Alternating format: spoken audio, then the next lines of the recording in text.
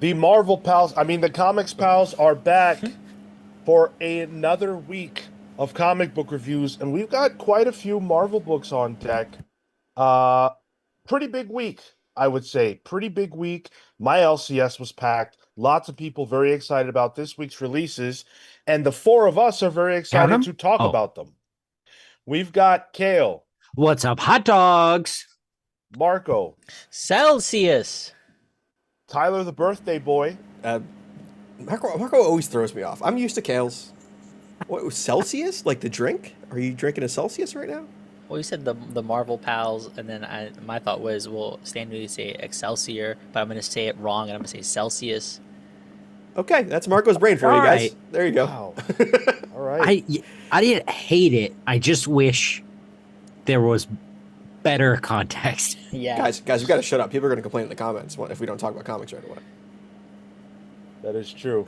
And I'm Sean. Thank you guys for being here. Whether you are live or in the future, if you enjoy what we tend to do around these parts, make sure that you smash that like Smash. button.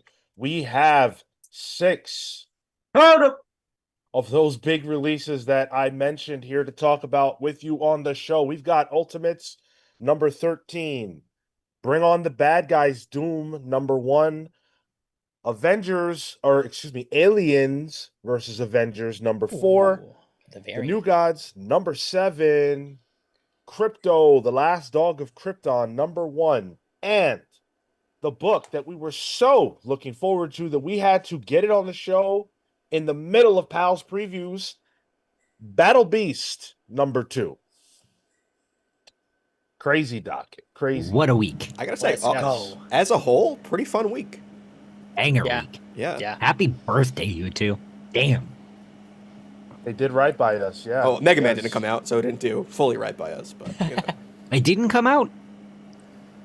See, that was the bullshit. I looked everywhere, all over It my didn't come out, LCS, and I was like, damn, fucked again. But now I know it didn't even come out. if you watch Prowl's previews, which I recommend, one of the bits I put in it is Sean saying, "Oh, I can't wait for Mega Man. I hope they don't let me down." And it's me just breaking the news there through editing because I couldn't find the solicit for it. Yeah. Let down once again. Yeah. That's okay. That's okay. Because thankfully there were some really good comics to read and enjoy anyhow. Um, let's start with one. Let's start with the Ultimates. It's the book on the marquee this week, Ultimates number 13. No way we could avoid such a monumental issue. Of course, this is written by the one of the most consistent writers of the year thus far, Dennis Camp. On the art side of things, we have Juan Frigeri, Federico Blee, Travis Lanham on the letters. If you've been listening to our show long enough, you should know every single one of those people because that's the creative team behind this book almost every single time. This was really an introduction to Ultimates 3.0. And for those of you who remember issue 1 of the Ultimates, you'll recall that there is a letter that Tony Stark writes to his father that essentially explains everything that he kind of feels the prior generation got wrong. And he uses his father to represent the generation before us, so to speak. And in this issue, Tony is kind of talking to his father and explaining to him what the new idea of the Ultimates is, and also explaining it to us. And the new idea of the Ultimates is essentially radicalism. It is the idea that you can take the established order of things, shake it up, make it look more appropriate for the modern living person, and base it on some basic tenets.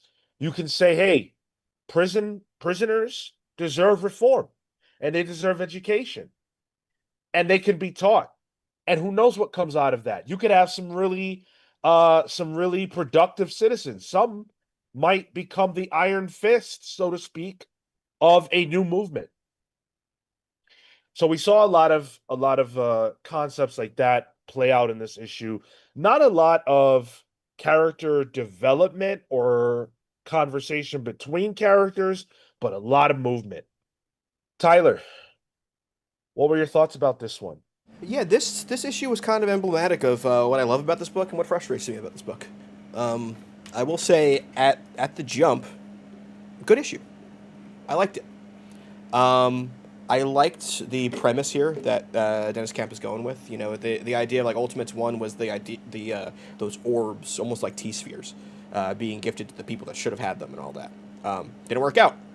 Forming your group by people who already existed didn't work out. So this new MO for the Ultimates essentially being like an Avengers Academy school to create new heroes and partner them with spheres that might work for them, and really raise them on the ideals of the Ultimates. I thought it was a great idea, and it's a very Dennis Camp issue in what it discusses. You know, it's prison reform. It's the idea of reform rather than just constant incarceration. It's the idea that of the younger generation kind of instead of grasping for the future, taking the future. And I really enjoyed that. I love the forward momentum we have in terms of some plots. You know, like we're gonna go and free that island that She-Hulk's from. We're using Tony's using the Immortus engine, and we're doing some like time bubble stuff. Sure, that's good, but there's still that whole month to month thing, and now we're also you got the month to month happening, but now we're also in a sphere that time works differently. So, what are we like? It's still that bit still frustrates me. I wish there was a little more progression with like the main conflicts. It's all little updates here and there. There's no real big story beat. It's just it's kind of almost a montage issue. And then the whole stuff with Thor and what's going on in Asgard is still happening, but we don't really know what's happening. That feels like that's happening in another book that doesn't exist, and that bothers me. So I'm a little conflicted with it, but I think all in all, it was a pretty good issue. I think just like a lot happens in this issue. Yeah. And it felt at times hard to track, and not because Camp can't explain it or give me small moments, but because we only got those small moments, to Tyler's point. And I wasn't sold on the movement. Like, I understand the concept. I understand what he's going for, that we need to be a collective. We need it's not just that the right people fit the right job. It's that you have to instill a philosophy into people, and that should help with the larger task of taking down the maker, of which there are 5 months left, of which now it's just going to feel like we're launching an army at the maker. That almost feels like it minimizes the roles of the heroes that we have in play. And I wonder if it will come down to a structure like that, where they're organized, but now will they become, how much further will they become militant? I think that was something that I thought was interesting. Is how are they now going to prepare for what seems to be at scale war? That's cool. That to me was cool. But on that page turn where it was like, the Ultimates is a movement, it took me out a little bit. It felt a little cheesy, and we get it. We get the ideas expressed, but I was having trouble connecting. I don't wholly disagree, but I think the thing is, this is what we've been building to. For me, like, this feels like all the stuff we've basically already covered, with just like slight updates on where everybody's at. Yeah, I guess for me the new thing is the multiple Tony Immortus engine thing. And I guess that's okay. Cool. I don't know. So I think CW Gordon said it earlier. Maybe it shouldn't have taken 13 one-shots to get here. Tired of this series dragging out to the maker. It's killing my hype, and I'm kind of feeling that. I'm just like, This is the start of a new arc leading up to the big battle, presumably with the Maker, and then up, somewhere in between there, they're gonna have to go against the Hulk again. So like this is the home run stretch. And it has to be. I I'm conflicted. Man, I really really enjoyed this issue. It's very close to being my pick of the week. I'm not sure if it is. There was another issue that I liked quite a bit as well this week. But this, I hear every single thing you guys are saying, and I definitely heard your points last time as well, even though I wasn't on that review.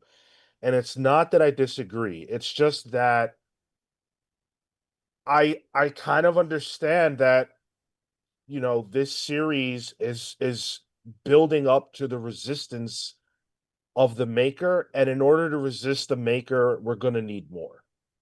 And the original crop of Ultimates was never gonna be enough. And I think we were supposed to get that impression from the way they got smacked down by the Hulk, because that was everybody that they had, and they stood no chance. And I also don't think this is really even a battle about necessarily fighting. It's a battle about ideas.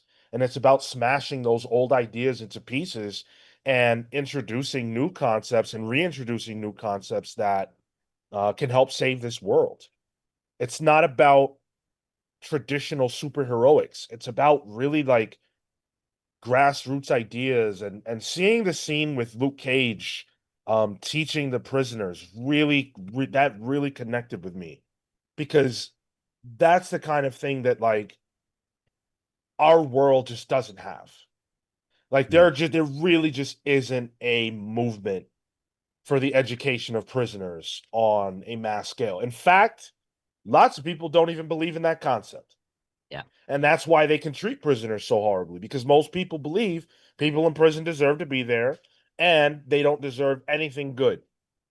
They're lucky they get 3 meals in a day, 3 meals a day, right?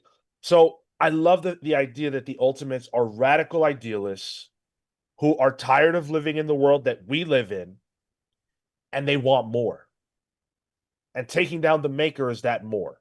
And these people are being given back their futures. We saw Iron Fist there. He's there. He's the kind of person that we know is a CEO billionaire in mainline, and here he's a prisoner. So I just really love the concepts that it's putting down. I agree with everything you guys are saying, but it works for me anyway. I love how antithetical it is to the original Ultimates. The original Ultimates was cynical. It's a cynical view on things. This is a hopeful view on things. Yes, they got their asses kicked really freaking bad, but we know the Hulk's going to lose eventually. That's going to be their first big win as a team at some point. But the idea of like the potential future of this world and it being something they can form is exciting just from like a hopeful standpoint. And like, hey, that's my power fantasy in real life. But also like, there's potential for new characters here that don't exist in the 616. New iterations and new ideas. That's also exciting for me. Like that's something I want from comics. So it's the mission objective that Dennis Camp kind of reiterates and restates here is exciting. I just need the storytelling device and how the plot works to match that for me. I worry that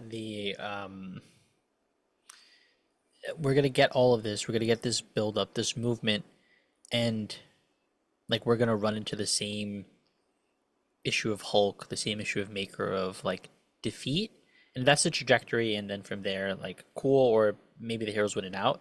But I also felt like this was almost like a training montage sequence for in some instances, but when like you don't do enough, maybe there just wasn't there enough to make me feel like, well, hold on, the people who got clapped are the ones teaching these guys. How have they improved? beyond their ideologies. And I'm that's where it took me out for a second. That's what's running through my mind. And we have 5 months left. And yes, we have this time accelerator that, what is it? It's like 6 months for every 1 month or something like that. I don't want to have to do that math. But like that, these are the things that were running through my mind. It's just like, well, are we gonna get to a point, or are we just gonna see like a different kind of slaughter? Would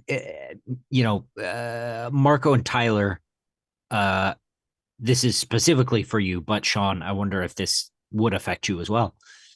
Would this issue have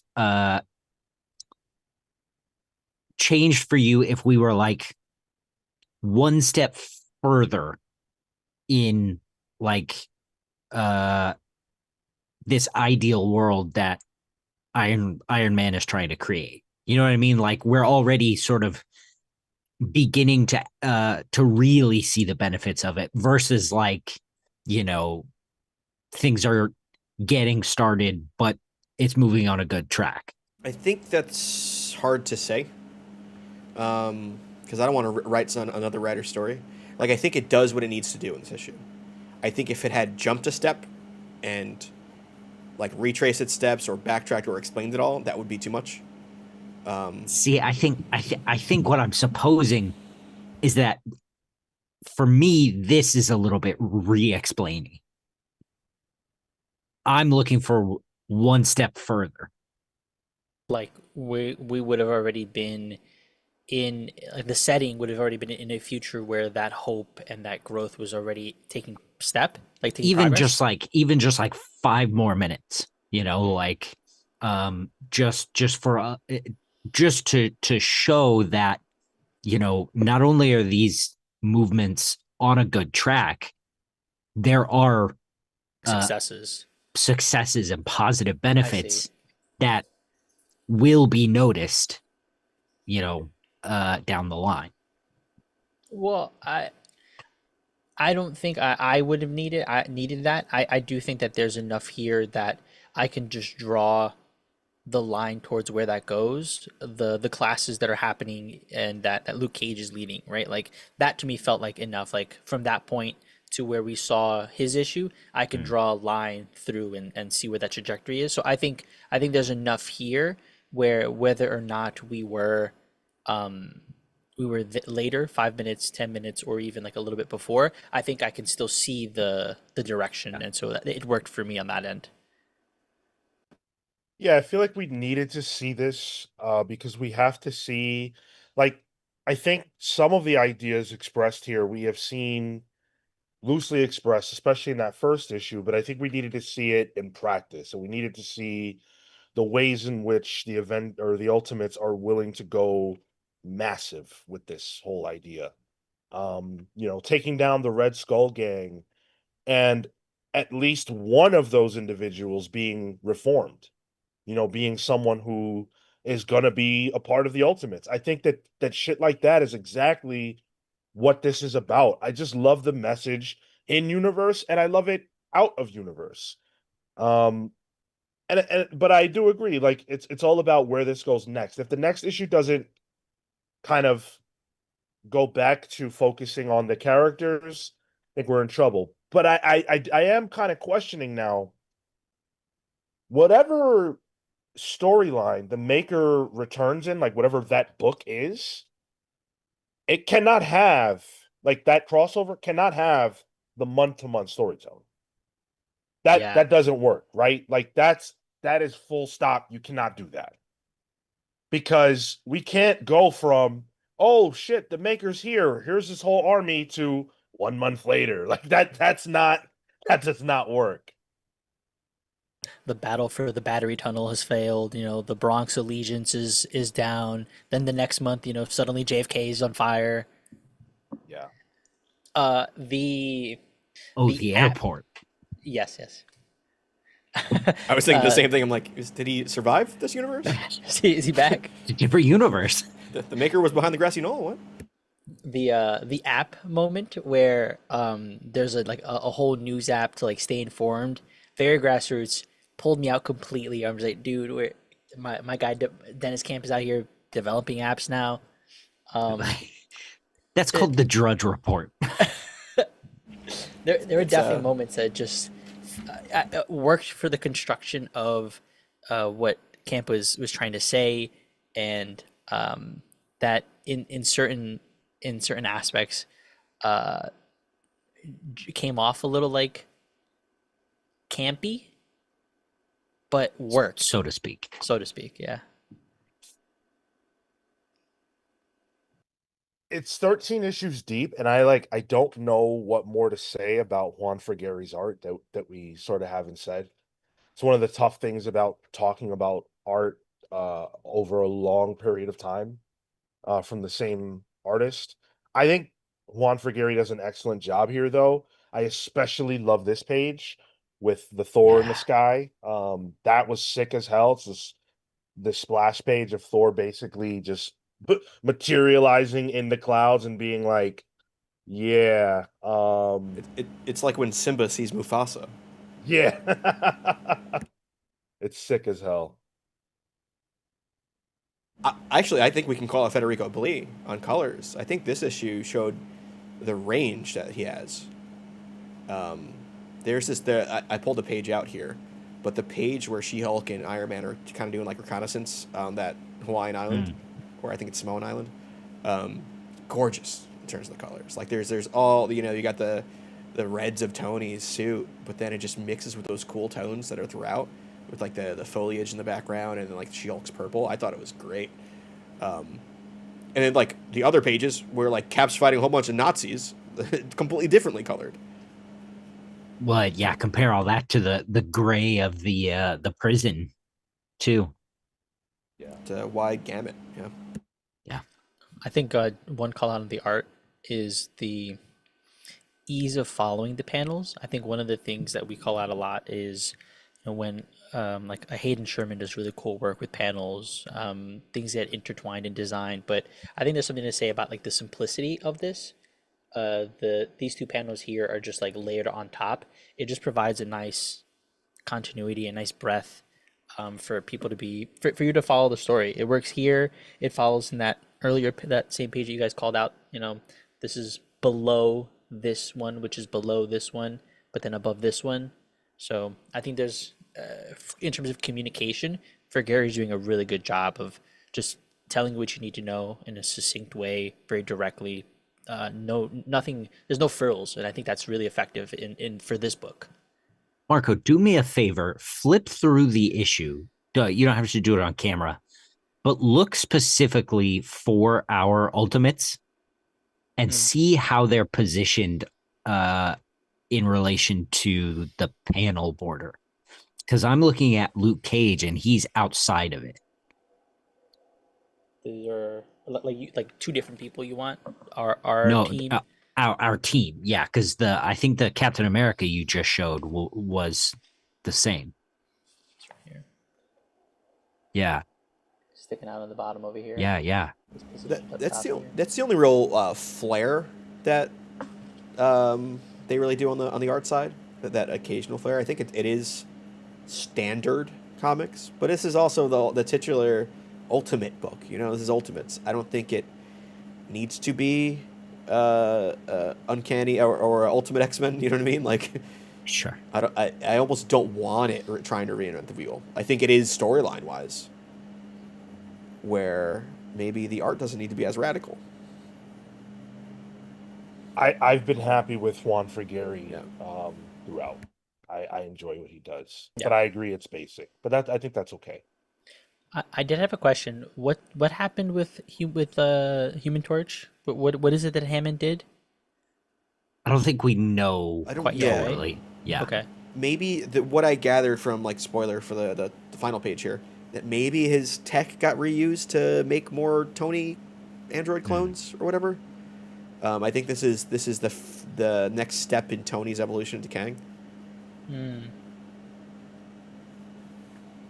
I was wondering if that was connecting, but I wasn't sure. And let's not forget the Wasp is a traitor. Right. Yeah. And we see her frequently, talking to Tony, listening to him talk to Hammond at some point. So She's got the information. It'll be interesting to see how that plays out. Overall, though, I'm gonna say pull. Very, very strong pull for me. Same pull for me as well. Yeah, pull. I'll pull it. Very good. Pulls around the board for the ultimates. Let's see what you guys have to say. 38% of you say pull. Didn't buy or read is 29%. Pass is 17%. And pick of the week is 14%. Remember that that during every single review we do, there is a poll up on the video. For those of you who are live, you can vote, share your thoughts with us. I would say that's kind of a divisive split for the ultimates. 52% positive. Very slightly, yeah. Interesting. Yeah, very straight down the middle. That's a pretty decent pick of the week rating on 14. Hayden provided the Exact numbers. That's 9 pick of the weeks. Nice. Thanks, Hayden.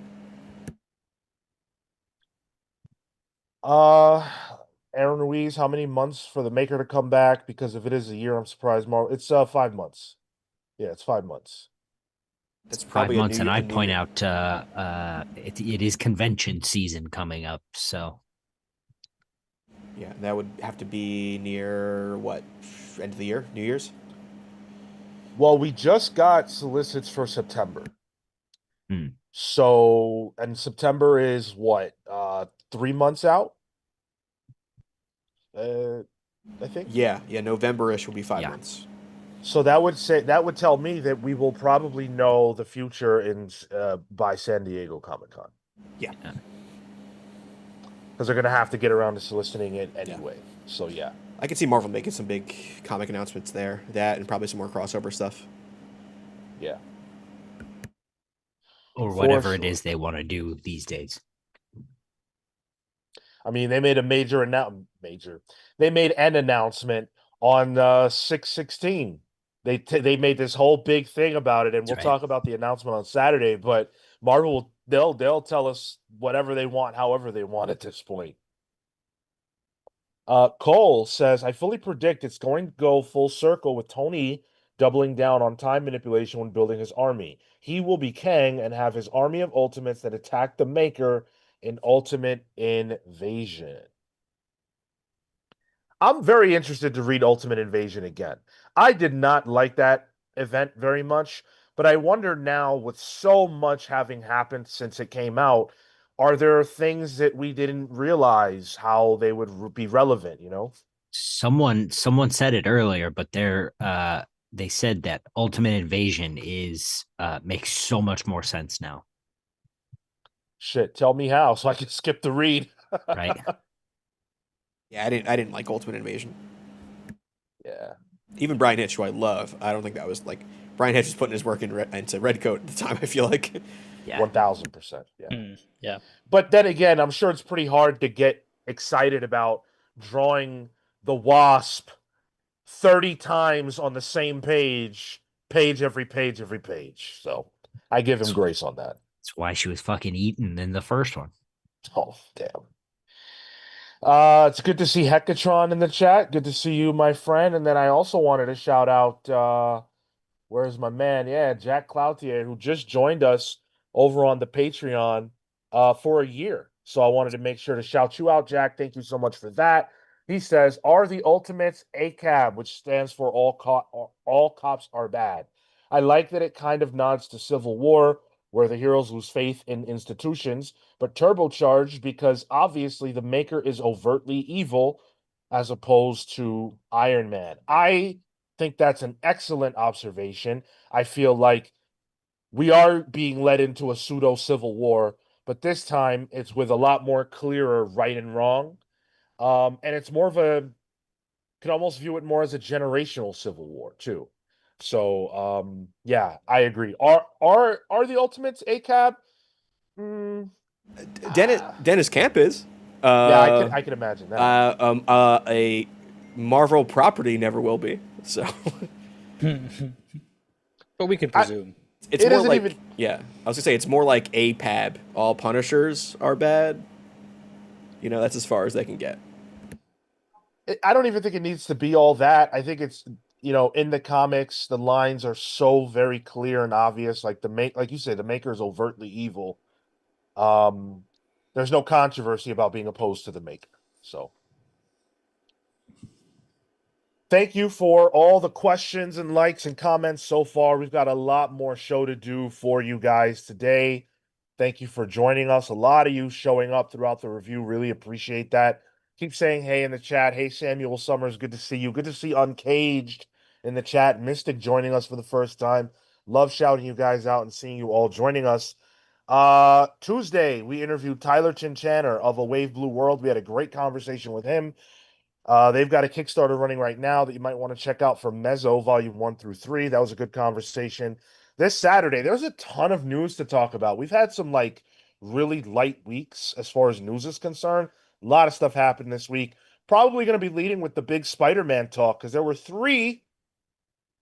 Count them. There we go. Three big Spider-Man pieces of news this week that I really, really want to dive into.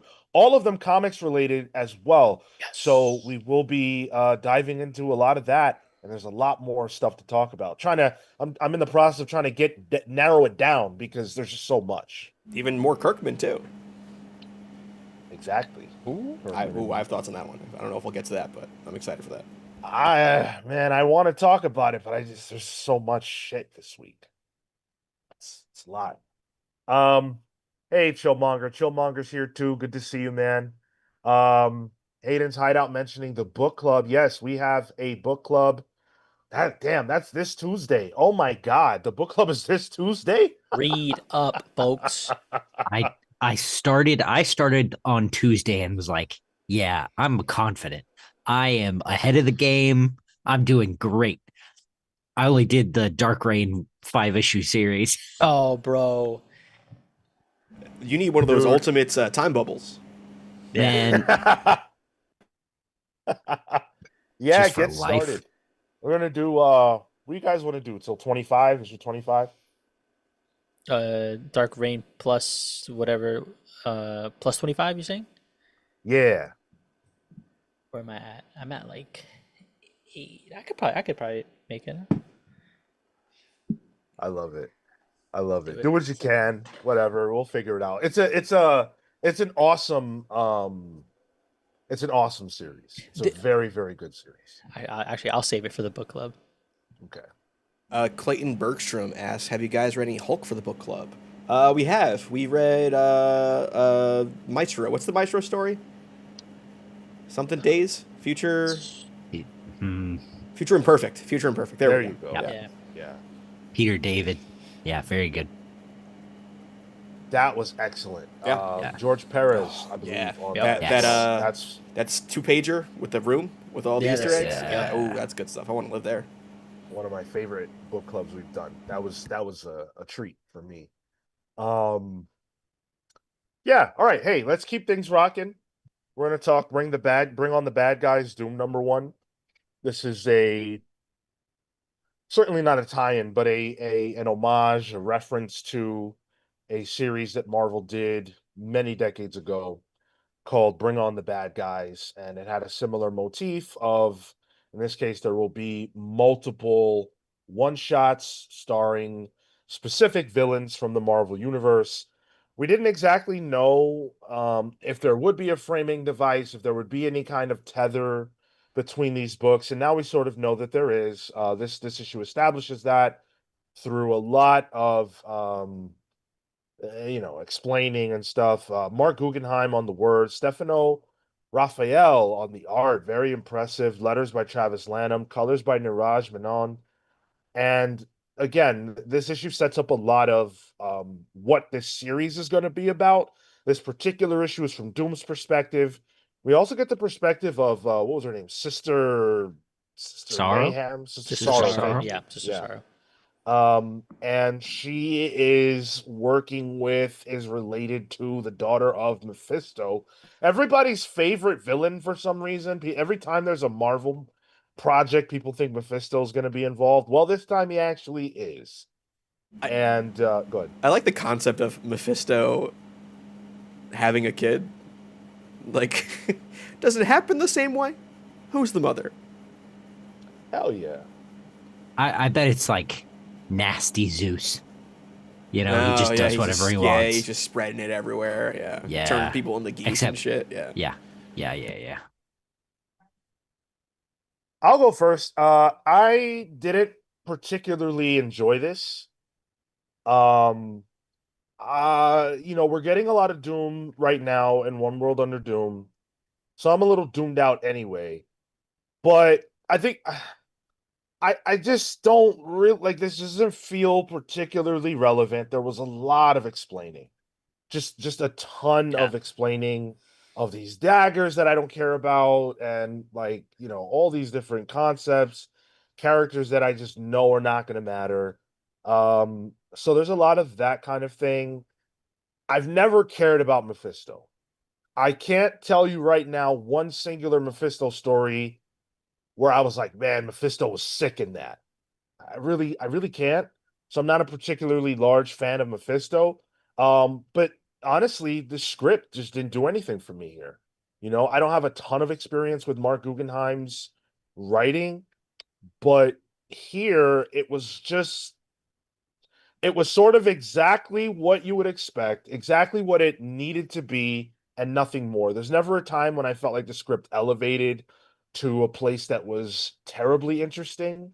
Doom doesn't have any particularly interesting lines. It's a lot of grandstanding and saying, like, I'm Doom. Doom is great. Blah blah blah. It's like, all right, yeah, So that's we so that's we nailed the character. So yeah, there just wasn't a lot here for me. I actually was a much bigger fan of the art. I like Stefano Raphael, and I think he kicked ass here, but the script left a lot to be desired for me. That Sister Sorrow design is right down your alley, Sean.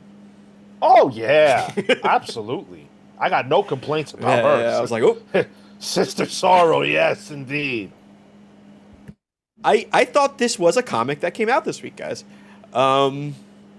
This is paint by. It's not bad, but it's very by the numbers. This is all right. We got to tell a story. Introduce Mephisto's the big bad. We introduce a new character to get people to buy the first issue, and we'll tie it into a whole bunch of villains. Like, I don't know how Green Goblin factors in here. I thought the coolest part was Abomination looking like a dock worker. That was neat. But this was just a paint by numbers, and I don't mean that derogatorily, but this was a comic. Neither bad nor good in my eyes. I think in terms of art, that jumped out to me more than anything. The Abomination part, and I think Sister Sorrow is a really cool design. I don't know if Raphael also designed that. I thought that was neat. I don't care for the story though.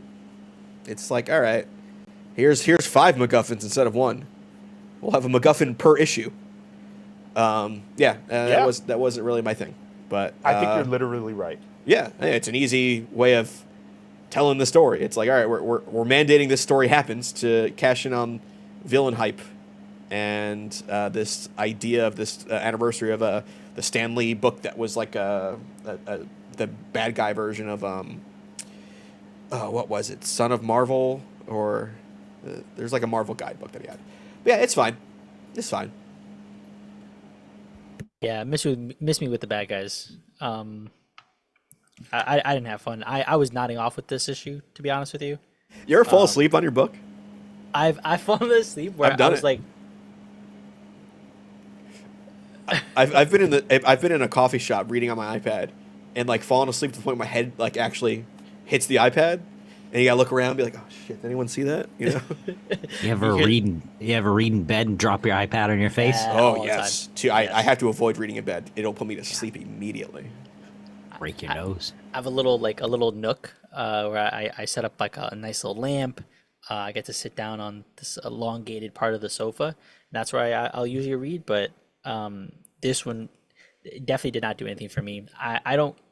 There wasn't anything interesting for Doom here to do beyond kind of fight, and I feel like we know he can throw down. So the interesting part is when he is grandstanding and he's conniving and he's being a harsh leader.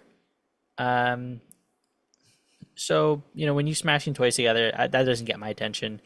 I'll second or third, I guess, the art being very strong.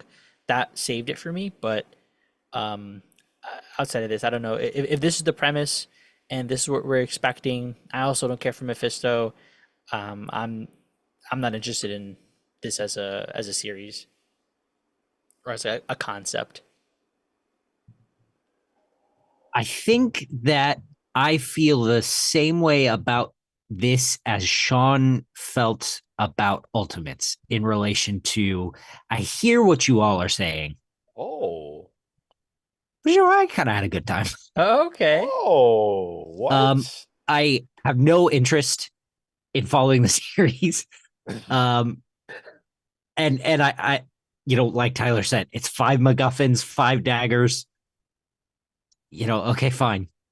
Um, but for a book that we had to read this week, you know what? I felt like it did some interesting things. I really I enjoyed the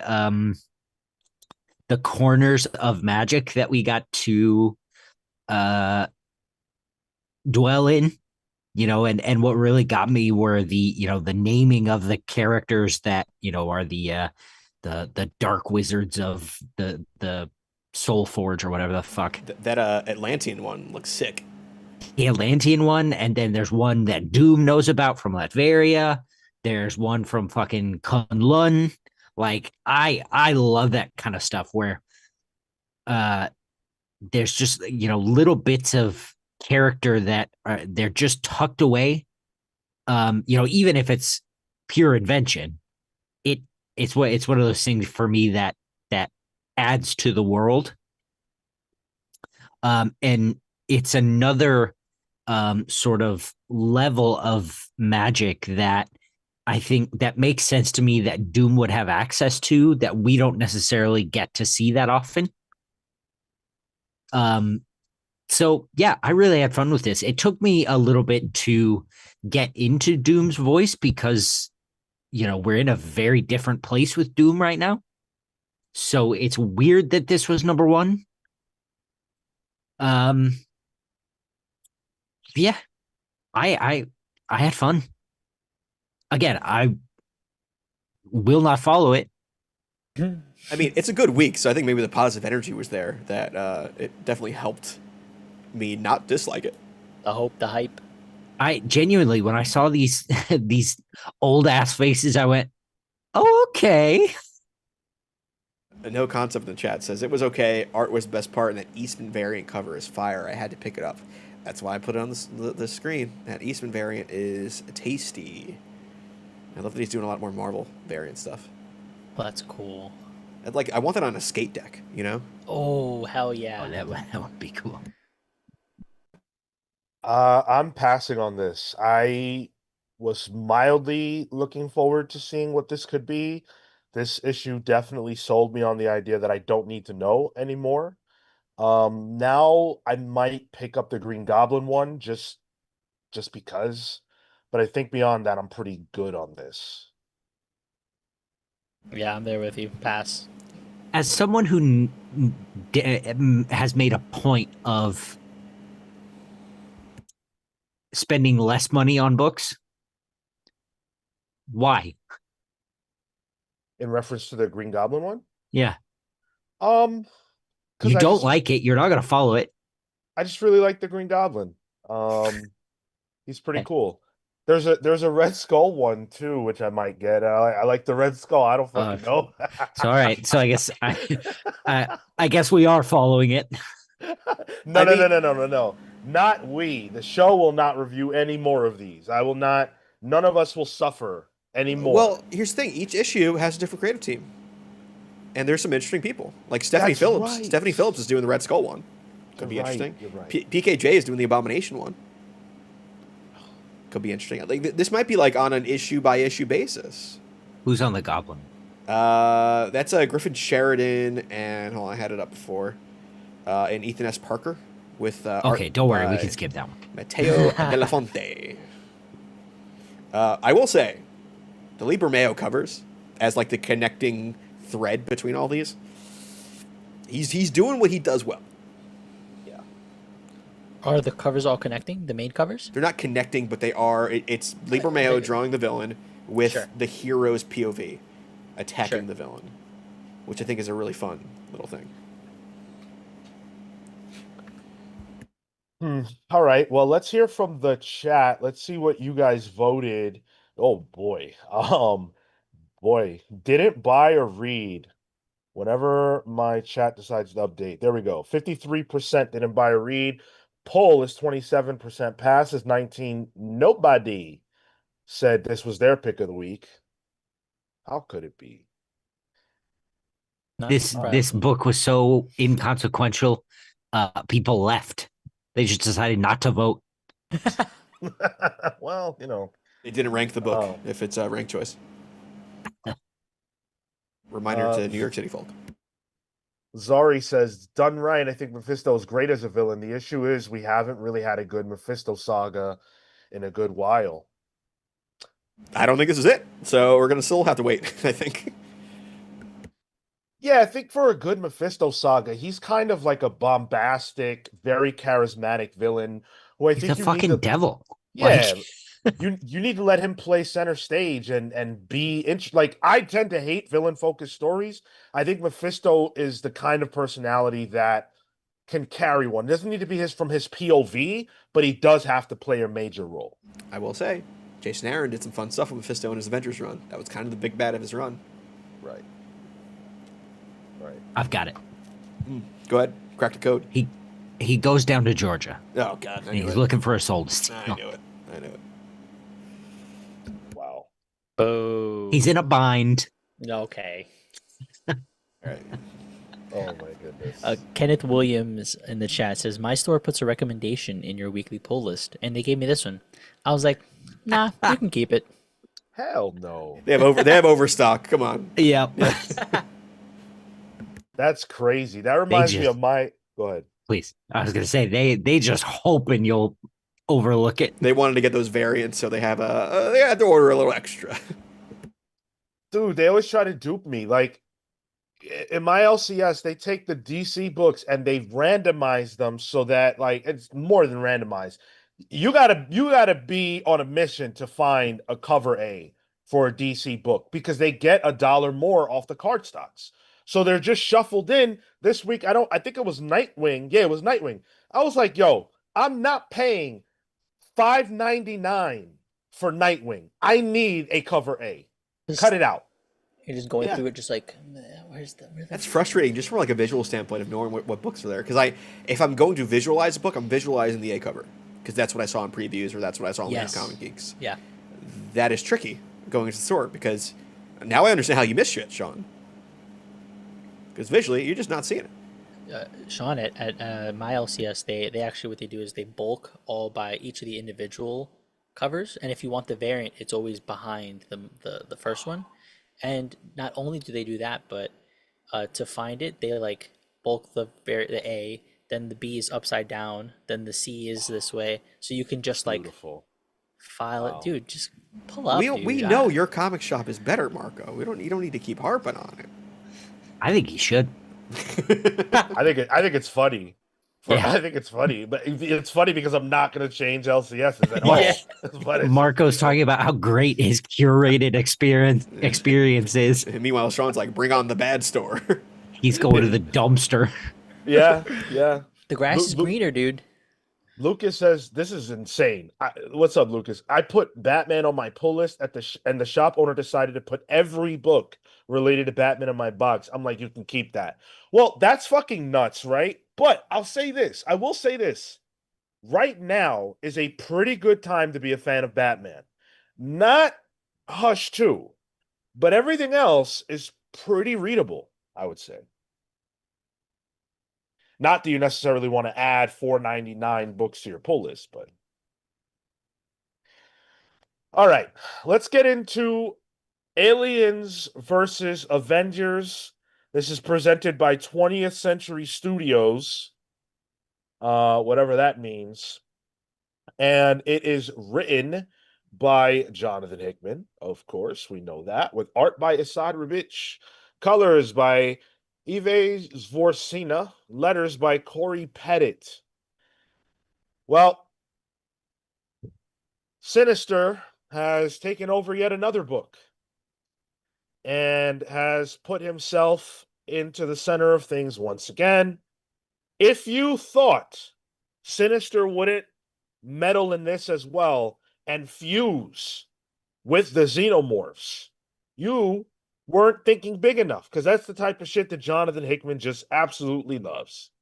And ultimately, this felt to me like, hey, black people got to save the universe. That's what I got out of this, because it came down to Black fucking Panther and his son and whoever this White Panther guy is. I don't know if that's the same guy from Marvel Knights, The World to It Come, or is, whatever. dude. It is. No, that's his Secret Service. That's the Wakandan CIA.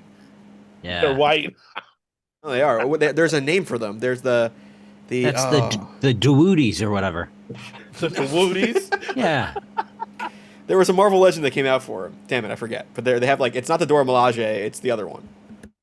Oh my god. I love that. I love the fact that we've got that. But yeah, this is actually the final issue of Aliens versus Avengers. It synthesizes everything that we've kind of seen already. And it comes to a conclusion, but also not a final one. Marco, are we prepared to say the same thing on 3? Oh no, bud. No? Oh no. Uh, This is his birthday week, and you're just Oh, gonna let him no. down like that? He said, "Oh, my dude." He's putting you down. You can say it. I'll spiel. all right, man. All right, I understand. I understand. This was my pick of the week. This was my pick of the week. It was It close was to be. It was close. close to being mine. Yeah. It was close. I and what what didn't take it over for me was the moment where we're getting this like expansive story about Wakanda and how they colonize everything. I'm like, holy shit, my brain's crinkling. I love this. And I was like, wait, it's the last issue. What? How are we? Wait, where are we? Where's this going? And then obviously it became, the downfall of things and cool. That was really, that was awesome. But I, the very simple ending of you've just become the alpha didn't drive with me. I loved everything else around it. The Sinister part, of course Sinister's gonna do this. Of course he's gonna get screwed over. Hell yeah, so much fun. But the final play with Venom, I was wondering where that was gonna net out, and it did so in a way that felt too clean, too clean. Um, and that was that was the one thing that was just like, okay, I don't know if this was put it above that threshold for me. Strong pick though, strong pull. So I will preface this with saying, like, I agree with Marco and pretty much everything there. I think this was in contention for my pick of the week, so I really like this. But the first half of this book is just this. It's Star Trek the motion picture. It's just space porn. It is a whole bunch of spaceships with Assad Ribic drawing the shit out of them. Cale, I know you're not a Ribic guy, but I think you could even agree the spaceships look good. Yeah. And it almost felt like concept art for like a sci-fi epic that hasn't come out yet. Yeah. I got upset when I had to look at faces. Yeah, I think Assad Ribic does really good wide shots and establishing shots and spaceships, really. And Hickman loves heady sci-fi narration. So I think those pages actually worked, even though typically I don't think they would if it was any other team. I really liked how, like, by the end of this really just feels like a cold open to something bigger. I think it really establishes like where this world universe is going. I think Hickman does a really good job of melding the two ideals. The idea that Tony Stark and the Marvel Universe, I guess, in conjunction, is about creation, and the engineers and the cyborgs in the Alien Universe were about destruction and control, and now these two are fighting, and that's kind of the mission statement by the end of this. and where things are going forward. I like that, and I like how it's even been told with like the idea of like black holes just wiping things out. It was very akin to the like the incursions that he tackled in Avengers. And I thought those the bits with the aliens, the xenomorphs fighting, like when sorry, spoiler, guys, spoiler. Armor gets fucked up here in a really cool way. Once I saw that, so the Sinister Xenomorph was red, and a red one, hell yeah, cool. And then the fact that he had Nightcrawler's teleportation, and then he bust out the Colossus skin, I was like, okay, all right, this is where Sinister is cool. I thought that was rad. That was really, really cool, and it felt really cinematic to me. I like this a lot. I thought it was good. On the art front, I feel like the colors were deeper. Things, I think there's, and I'd have to go back to the other issues, but I feel like typically Ribbich and the colors that he adds on, they're wispier, thinner, but here they felt bolder. I don't know if that was new. For whatever reason, it felt different. If I'm thinking about color himself here, Okay. he was colored by Eve Zworsina, which I think has been a colorist for his for a while. But I think what you're talking about, Marco, is like even like Thor, God of Thunder. It was almost watercolory. Yes. Yeah. Where you could almost see behind the art in a way. This felt the canvas. This feels digital. I mean, look at the page I have up right now. That background, I can make that gradient in Photoshop in 2 seconds. You know what I mean? And that's not a knock on it, but it does feel a little more solid. Yeah, and not as a bad thing. I just felt like I noticed that here, where for other Ribbich art I've not. So I don't know if that's I have to go back and see if that's consistent or if this is a recent change, because it did impact me. But I still enjoyed it. I thought this was great. I didn't care for this. I mean, I haven't the whole series, and by the time I opened this and got through it, I went, we waited all this time for this. And then I found out it was the last issue. I went, okay, I'm glad that's done. This just did nothing for me. The Wakandan space epic was really cool. I was really interested in that, and I do actually think it was really interesting the way that Hickman built all that up, and it's something that we've commented on through the history of all that, of just like how it's so uninteresting, Black Panther being in space. But here Hickman actually makes it work and makes it interesting. And like you can even like read like the, I don't know if it would be Afrofuturism into it, but like you can read some of that into it. You can see it, and it's really cool. And then the way the aliens dismantle it, systematically and quickly, and all because of the hubris of that temporal gate. That was a really, really cool, devastating moment. And then it's the rest of it. I mean, for me, this book was like very, so I love the movie. What's the one alien? Aliens. No, it's Prometheus. Prometheus. Thank you. I love that movie, and this feels like it takes place very specifically within that frame of mind, which we've commented on before. I love that appears to be Hickman's favorite part of the Aliens franchise. It's like a slow, methodical, almost philosophical bend for that franchise. Um, this is a hard book to read. Like if you love some of these characters, like Armor gets done really dirty in a way that I never. I'm like, okay, the X-Men are about to get their lick back. You got Wolverine who can't die, Emma Frost, they can't penetrate her, and Armor is Armor. I've never seen her armor broken. And well, Hickman thinks of a very clever way to get around that.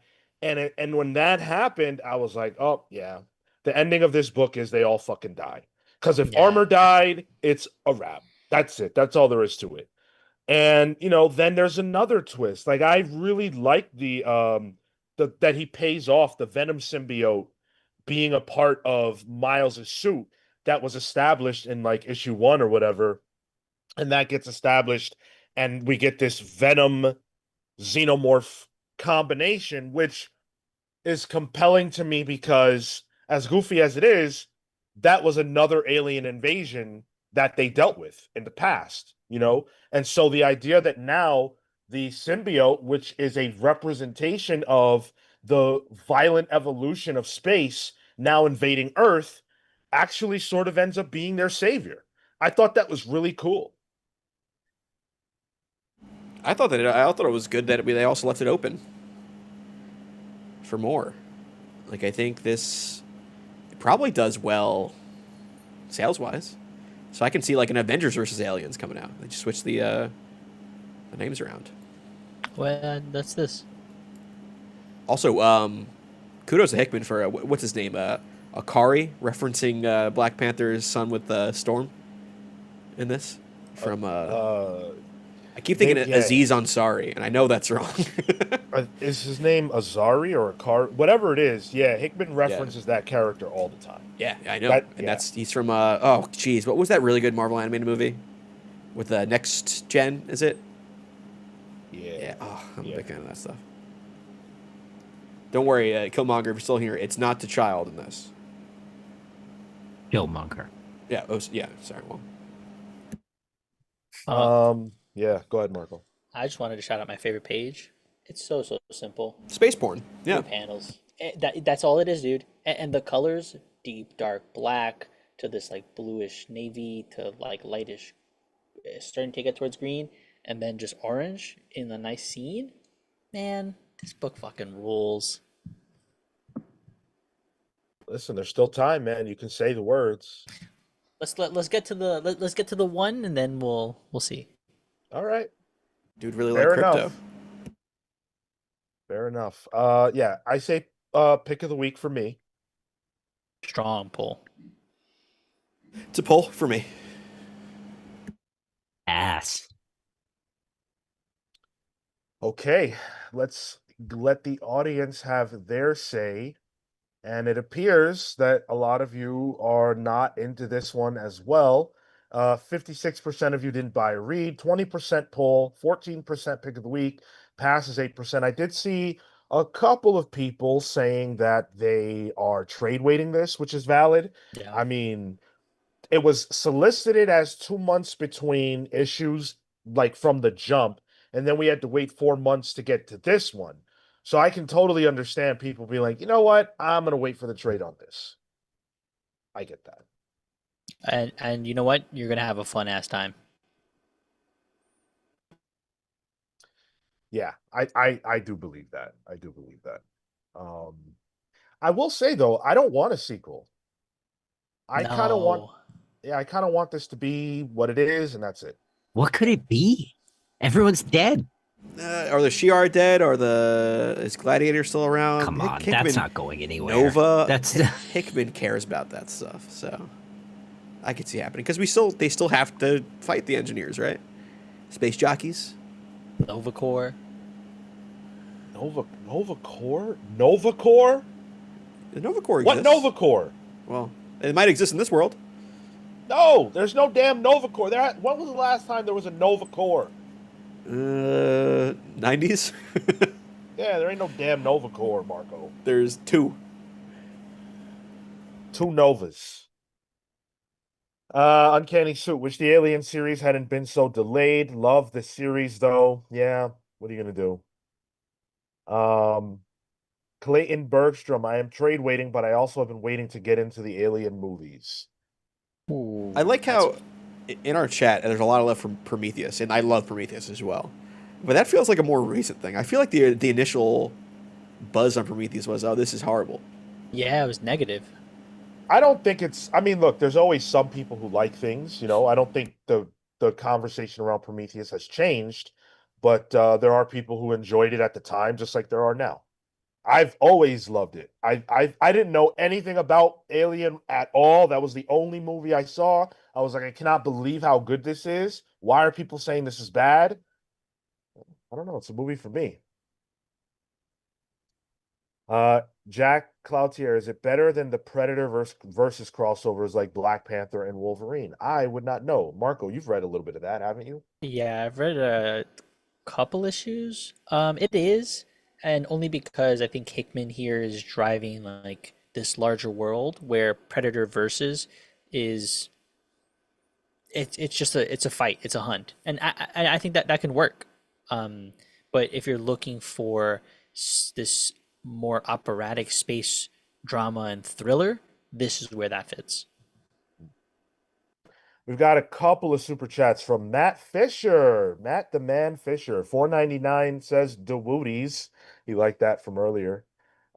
Cale's line. And then 4.99, there was a Nova Corps 4 years ago. What was that? I don't remember that. I don't recall that. They've been dead a long time, my man. I mean, Annihilation was like the end of them really being a big thing. Yeah, maybe maybe the concept was revived. I don't remember seeing that. I don't remember it either. Yeah, as far as I know, there's 2 Novas. Let's talk about the New Gods. Number 7. This is written by Ram V, with art by Evan Cagle, and then we had Travis Moore on a handful of pages here as well. This issue continues the story that we've been sort of dealing with for a while. The Justice League have now gotten involved in the fracas that the New Gods have kind of brought to Earth, that has arrived on Earth. And so we do finally, after two issues after the cover that solicited that the Justice League would be involved, we finally have genuine Justice League involvement. And so they are a factor. And, we get a lot more of the new god of it all. Is this baby gonna be Darkseid? Who is this baby, this child? Lots of stuff like that. Are you all three about to say to me that this is your pick of the week? Is that what we're doing today? It is for me. It is for me.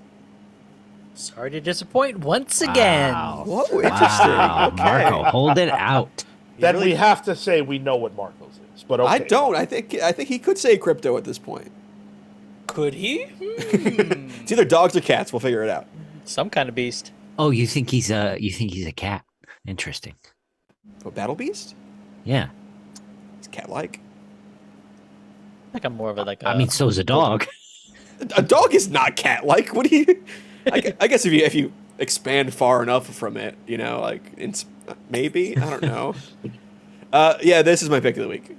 First off, Mr. Miracle and Jon Stewart hitting that Ryu Cyclops pose on the cover. What is it? The Arnold Schwarzenegger, is it Predator? Where they do the handshake? Dylan. Yeah. I was like, all right, I'm in for it. This is a great way to start this book. Great cover. It's got like an Art Nouveau kind of feel to it. And I opened it up. Man, I loved this issue. I loved how we're hitting the ground running a bit here. There's some bits here that is just so Ram-V that it's great. There's the part that actually made this my pick of the week was Ram-V's take on who Jon Stewart is. I know that's not even a new god here, but I don't think that's a character I've seen him touch. And the idea that New Gods, their world's pretty much taken over at this point. New Genesis, out of their control. They're all gone. Even the Apocalypse people have been, kicked off of Apocalypse and sent to Earth as well. And the idea they're all refugees that Ram kind of tackles here. And even with solicitations and the way comic books come out, a very prescient thing to be out this week. I thought it's a great idea of who heroes are. And there's if I can expand on that, I think the dichotomy between him and Hal, is very interesting. Hal's a space cop. Well, but so's John. And I think the difference is their their service. You know, they're both military men, right? But Hal's in the air. All he ever thinks about is flying and the stuff he's doing in the plane. But John had boots on the ground. Like he dealt with people. He dealt with real lives. And the fact that he steps up, and not only does he uh uh step in for the new god refugees, the Genesis refugees, like he takes the time to do his thing with the ring and put screws and bolts and really build them an entire shelter or whatever. um and it's such a cool look at um who John is as a character. And Evan Kagel crushed it on that. I have the page up where John's building that, the new god's encampment or whatever. And yes, the part where John is building it with his, lantern ring, cool. But the first panel is what really jumped out to me. There's some insane body work going on in that speaks so much. It's like, I know the term that the youth use is like, John Stewart's aura farming here. Like there's some body language here that it's just like he knows he's about to piss people off with what he's about to do, but he's got to do it. And it continues with like the next page where Hal's questioning him. Agent Chase is like, "Do you know what you're about to do?" Yeah, those pages are just so good. And meanwhile, at the same time, even in one panel, Ram V understands Wonder Woman too. She doesn't even speak. But the first thing she does is she goes up to the baby. And she's like compassionate towards this child. And this isn't even the baby, the new god's baby. This is Scott Free and Barda's baby. Yep. She goes straight to that. And I think there's just some really good understanding of like who these characters are within the DC universe. And then it's just drawn by Evan Kagel, who is killing it. I mean, the Travis Moore pages are also phenomenal. That Miss Martian, I was like, oh, another strong character. Sean was eating good this week. But yeah, I love this issue so much. I'm really interested in the idea of the new gods as refugees on Earth, an Earth that isn't really welcoming to them and is aware of who they are. They're not an unknown quantity. They know that every single one of these new gods has a wild power set, and they could be dangerous. And there's going to be tensions here on Earth that I think maybe it's an added layer that didn't exist if they just left them on Apocalypse and New Genesis. This conversation's helped bring the book up a little bit more for me. I've been notoriously, I feel like, not as hot on New Gods as the rest of you guys.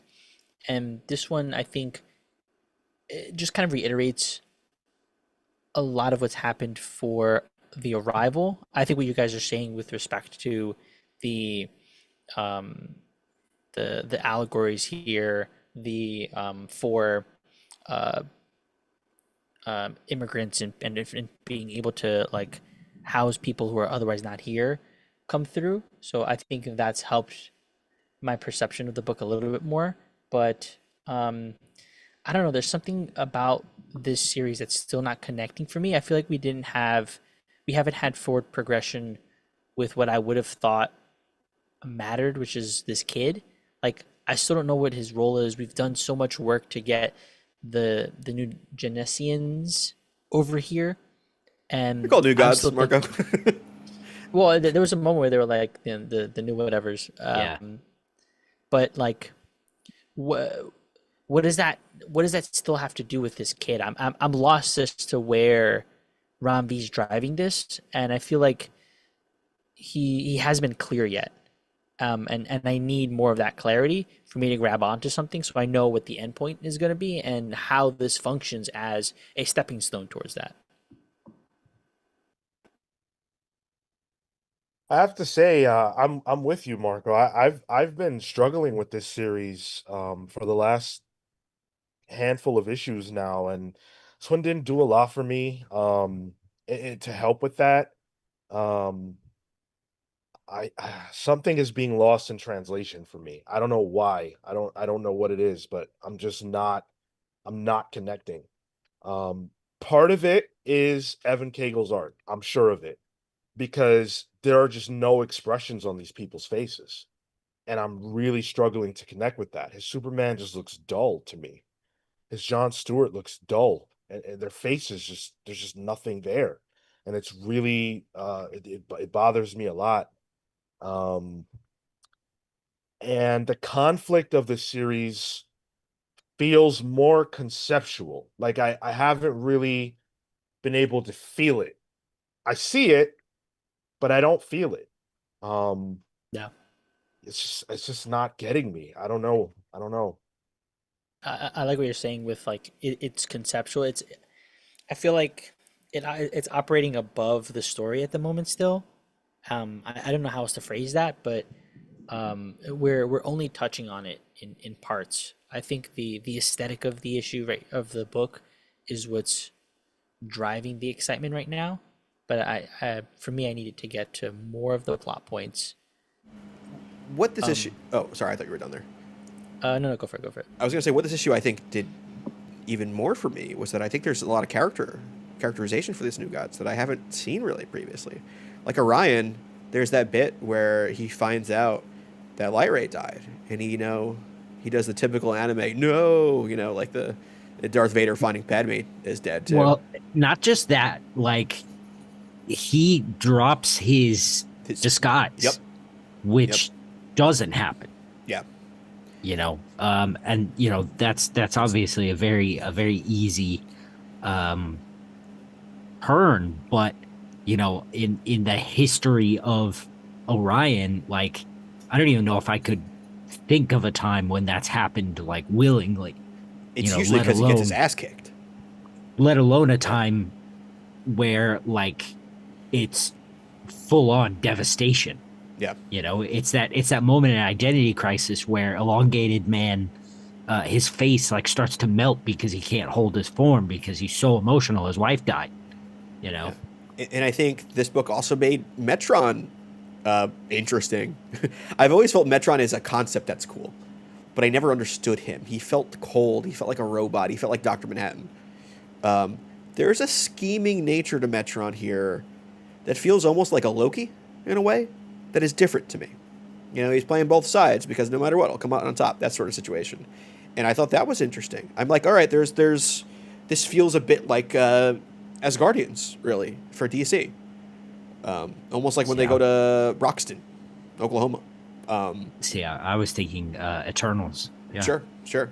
And I think that's interesting because I feel like a lot of the New Gods I know by name in terms of like a trivia, but I couldn't really tell you what they want, their needs.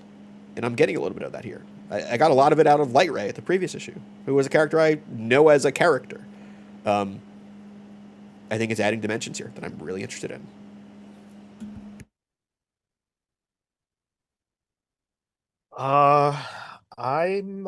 I'm a pass.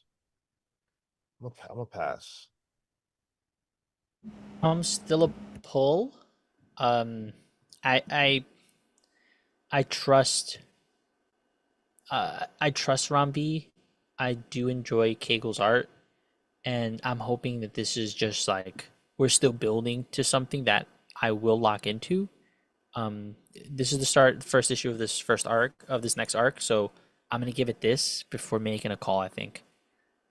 Would you recommend this issue? No. Well, actually, no. That's not true. I would recommend this issue. I think the art continues to be strong, and there are people in my life outside of you guys, maybe like my brother, that would probably enjoy this. So I would recommend this. Pick of the week for me. This is turning out to possibly be pick of the year in terms of like not this issue, but this run. I'm really liking this run. Yeah, same. 41% chose New Gods as pick of the week. That is a high number. Wow. 32% didn't buy or read. 21% say pull, and pass is 4%. C.W. Gordon taking the words right out of my mouth. We're never living down the DC audience accusations. It's weird that this is a Marvel podcast with a DC audience. That's a funny thing. The strong pick of the week on a DC poll. It's like they have to like eat their vegetables and listen to the Marvel stuff at the beginning of the show just to get to the DC. Joe said, I love y'all's takes. I may not agree with all of them, obviously, but you can tell they're genuine with a clear understanding where each of y'all are coming from. Most reviewers are more stereotypical. Thank you. Appreciate it. Kurt Wildshut said, Sean, I actually get you on the facial expressions. There is a funny quirk to Cagel's art where I feel like he communicates emotion more through poses than through facial expressions. And that makes sense when you understand that Cagel's origins aren't in doing sequential art.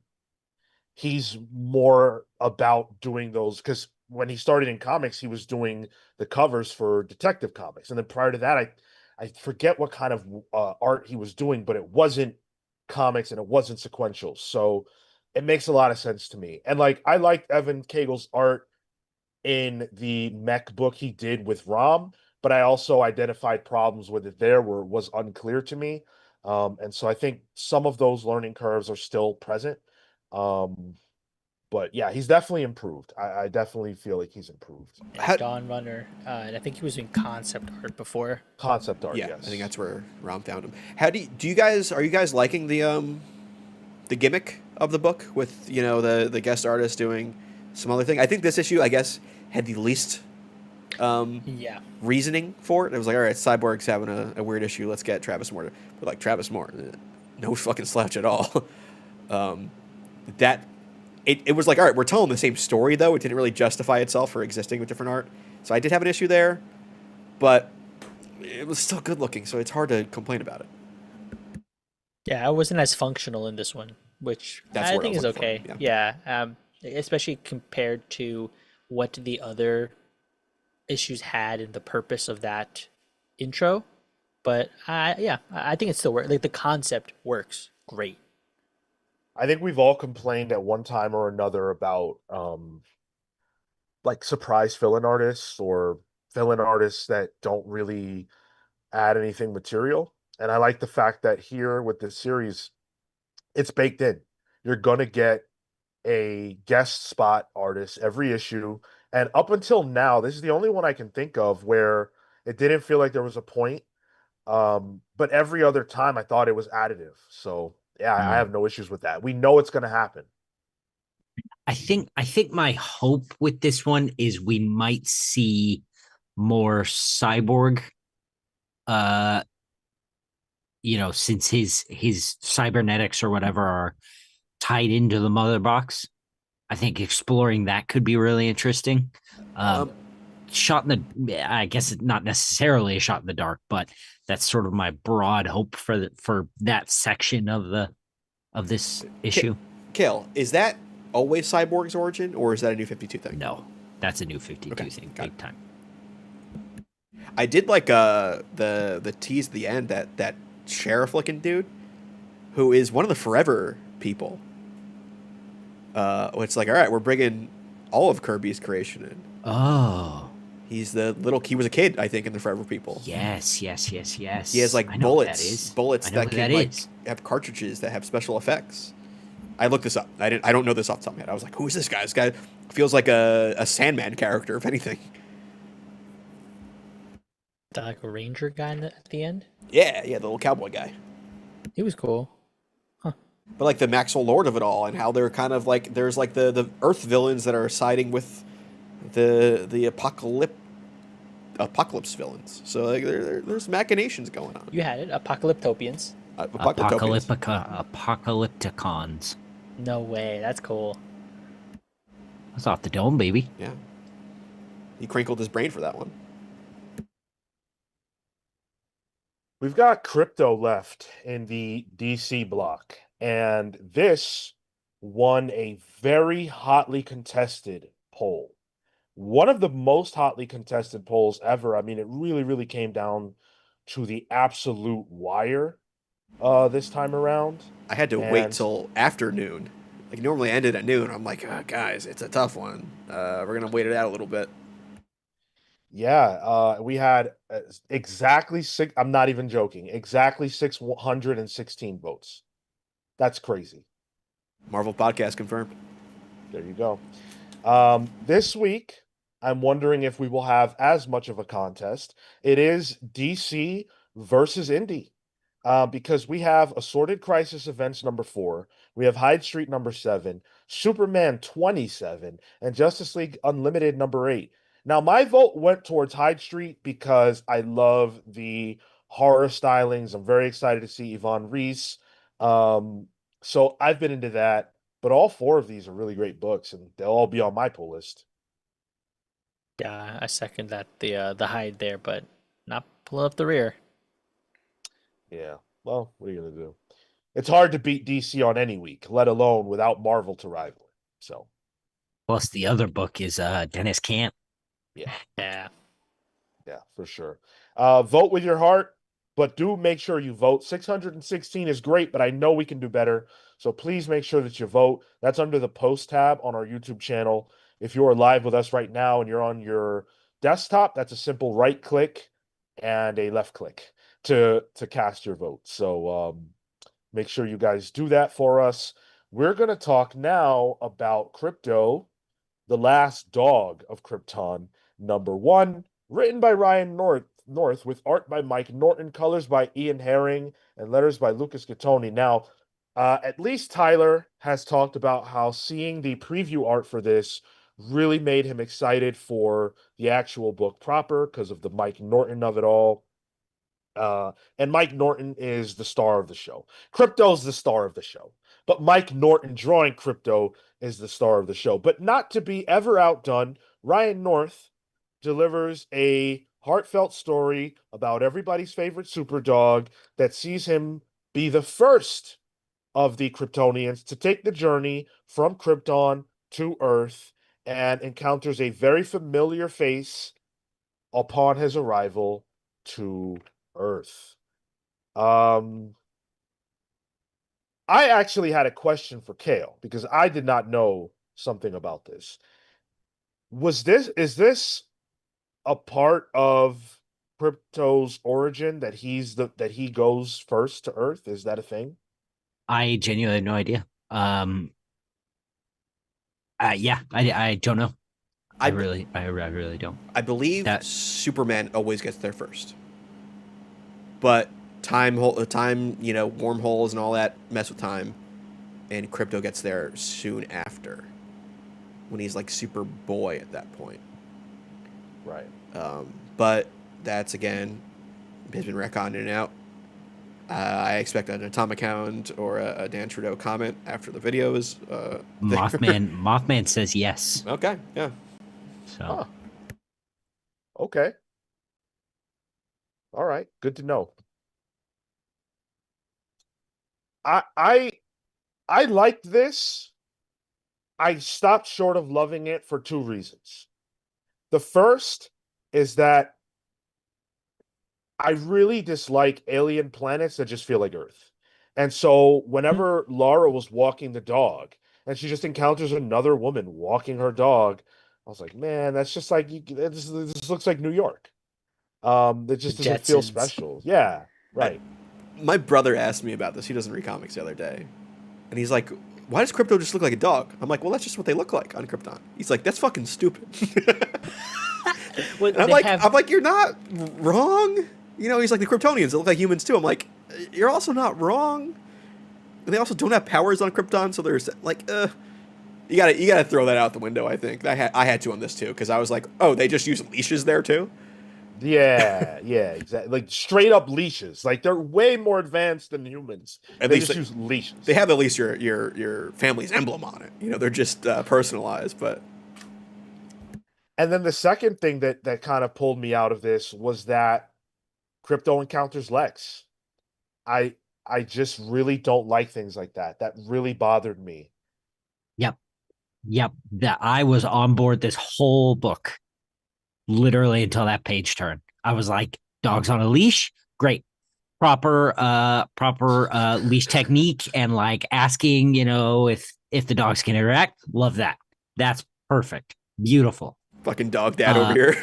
But I turned that page and it was Lex and I went, I'm out. No, thank you. Um, Oh, Oh, go ahead. please. Go ahead. Go ahead. I really like what they did with the text and the lettering here, where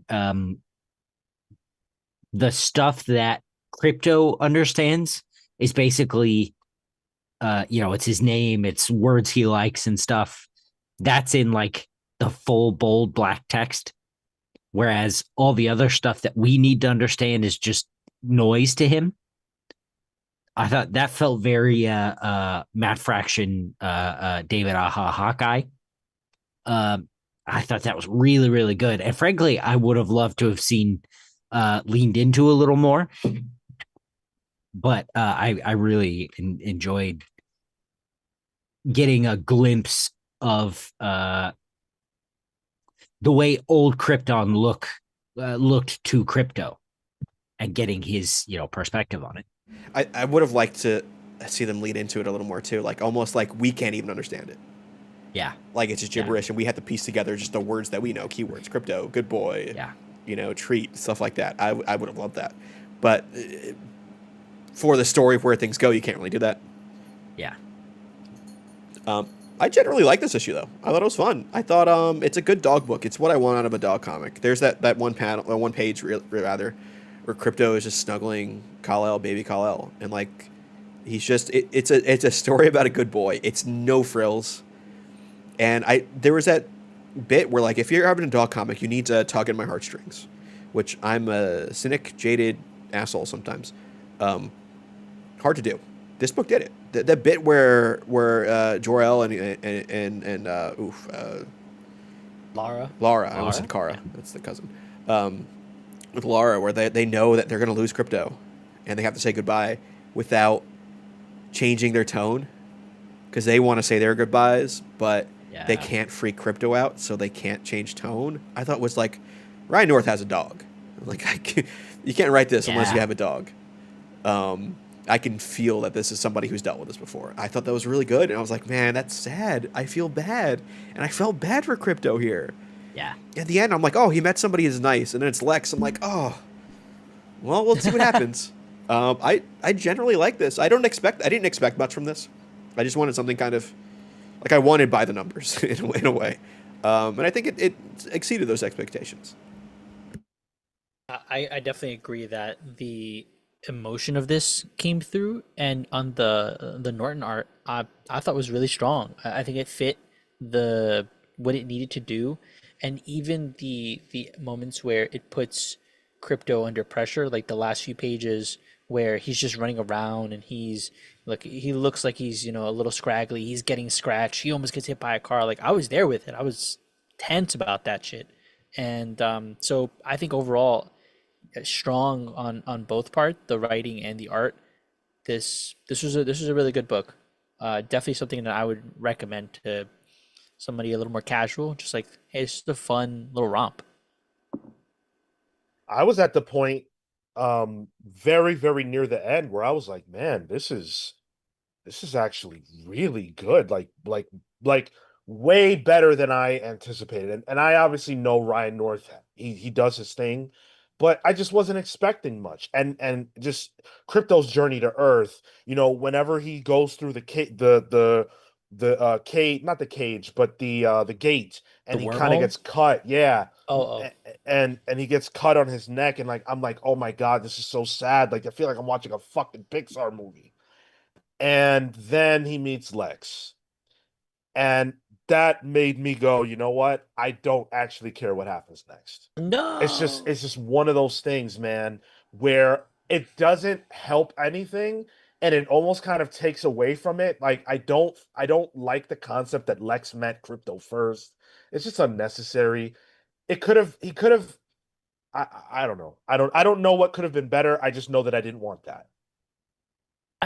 It turning the page, I went, oh, okay. Like maybe this can play out in a way that it just becomes, hey, I found your dog. Hey, let's be friends. I saw the potential of just like you come across a lost dog, and sure it's Lex, but he's younger here. Maybe he's a little more starry eyed. Maybe he gets to see some of that in the interactions, and maybe he just loves. Or maybe it could also be like just the dichotomy between pet owners. You know, it could be that Lex is the pet owner that's all about aesthetics. You know, it's not a friend; it is a object for me, compared to what Krypto will get when he sees Clark again. Because I know once that page happens, because we're gonna get that, that's gonna get me that reunion. So I'm kind of because when you put Lex and Superman next to each other, there's always comparisons, and I think you need to do that as well as in this story, as how they are as pet owners. And I'm interested to see what that will be. I like that. Yeah. Or you could just stop connecting these people. Exactly. We could. Not when there's a movie though, Cale. Sure. For me, it's more like that. It's like I just don't like the concept of it's destiny and this, it goes so deep that the dog met like nah, man. I have fucking give him to Bruce. Like that's more interesting. Yeah. Even if he would have met somebody like less high profile, like even if it Lana. was sorry, Like Lana Lang. maybe, or the guy that runs the fucking Daily Planet, or like if it Bibbo. had to be, yeah, if it had to be somebody connected, not Lex. I don't know. It's just too much for me. I don't like seeing Lex with hair. I know it's canon. I don't like it. Yeah, I'm with that too. I don't know. There's nothing wrong with this comic. It's a really good comic. I think the art is fantastic. Ryan North does what he needed to do. It's a personal thing for me, and clearly Cale as well. The way it ends really, really turned me off. But everything before that works and hits. Got that Dan Mora variant. Oh. Okay, I think finally we figured it out. Maybe dogs aren't Dan Mora's best thing. It's not Yeah, bad. I think that looks awesome. No? It's I guess that's the movie version, right? It doesn't. Yeah. Okay, all right. Yeah, pull for me. I would definitely recommend this. But yeah, like Sean said, it's a personal distaste for the last page. Marco, are they doing a Milkbone collaboration? Yes, Hell yeah! or at least Milkbone got the interior cover ad. It looks like they're on the box too. Superman, Krypto, yeah. Milkbones. Hell yeah! Oh, so yeah, man, must be a collaboration of some sort. Yeah, this was a poll. This was cool. How did we get 51% didn't buy or read when this won the Pals poll? 616 people voted. We ain't got 616 people here right now. Which we should. That would be amazing. It's a pull for me. It's an easy pull for me, though. Yeah. 4 polls. 51% didn't buy or read, double 18% on pull and pass. Pick of the week is 12%. So the audience that watches us live, not necessarily looking forward to Krypto as much, but look, I gotta say, as somebody who did not necessarily want to read this, it's good stuff. And I will say, our live audience usually pops whenever Marco or I's cats show up, so they might be cat people over dog people. True. Yes, yeah, C.W. Gordon, streaky supremacy. Just confirmed it. Oh my God, Hayden's Hideout said justice for the White Queen. Listen, bro. Yo, he's straight gooning. Roger, how could you? I forgot to vote. Wow, you got until Tuesday. That ain't That's it. that's how we got Trump in office. Thanks, Roger. You don't even live here. Oh yeah. You can't say we anymore. Wow. All right, well, it's time to find out how we felt about Invincible Universe's Battlebeast #2. This is by Robert Kirkman and Ryan Otley, with colors by Annalisa Leone and letters by Russ Wooten. I mean, if you love Invincible, that's as close as you're going to get to the core Invincible team. And they returned to the book to do nothing less than show you the absolute bloodiest, goriest fights that you can imagine, because that is what this book largely is. The first issue and second follow a theme, which is what situation can we put Battlebeast in to have to do the maximum amount of violence that he can possibly do. And you know what? I fucking love that. Um, there's more story advancement as well with the little shit stain guy who's like lost his body that Battle Beast kind of might have a soft spot for.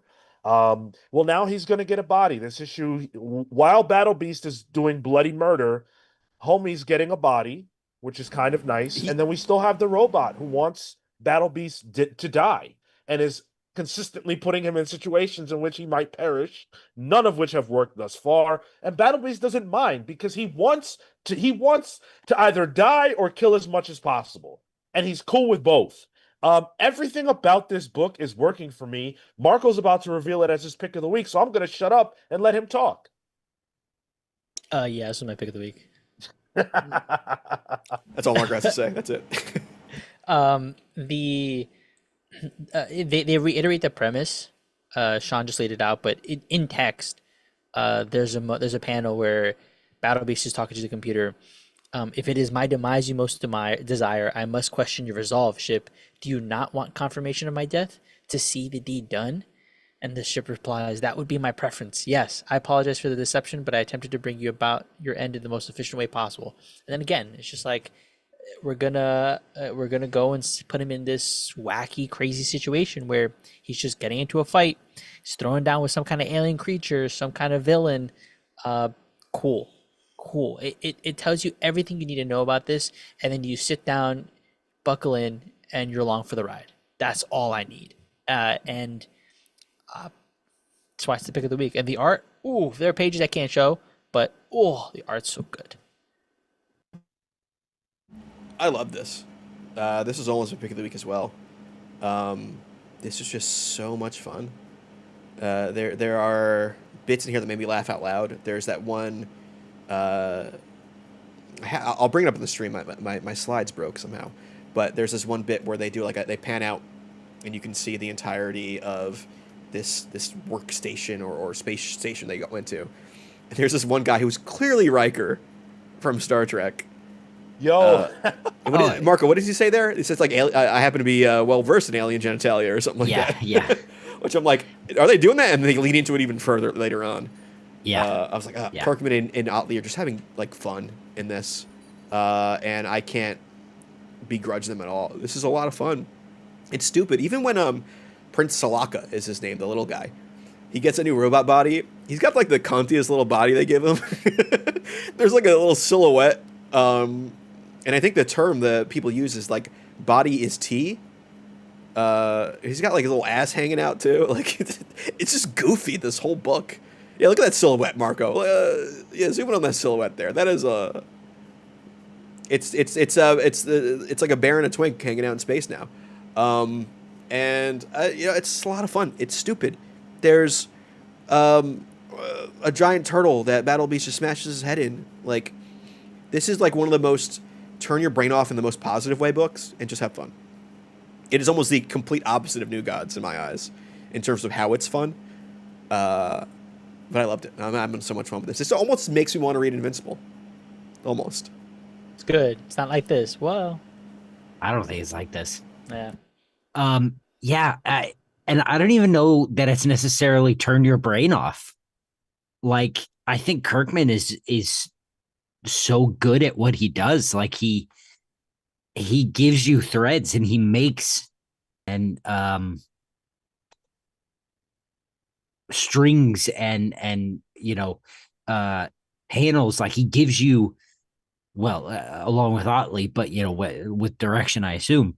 There are things to look at. There's things to work through in here. The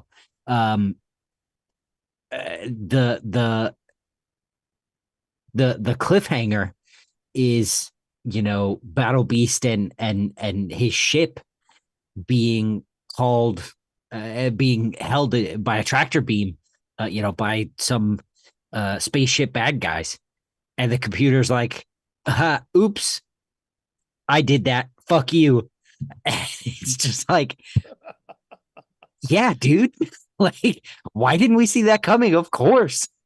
I heard that sequence in the like like a little squeamishy voice, just like, "Oh no, however did they find you?" Like and then ends with the "I hate you, Battlebeast." Um, So good. Phenomenal. the part that made me laugh was where on this page, he's just like, don't you realize, like, you just saved, you gave me a body, you like saved two people, you know, you're clearly doing these things that could be seen as altruistic in some form or fashion. Like, don't you feel anything about it? He's like, I feel nothing, and just like he's one track mind when it comes to this, but is eloquent, really But he's funny. not. And that's the Kirkman beauty of it. Mm.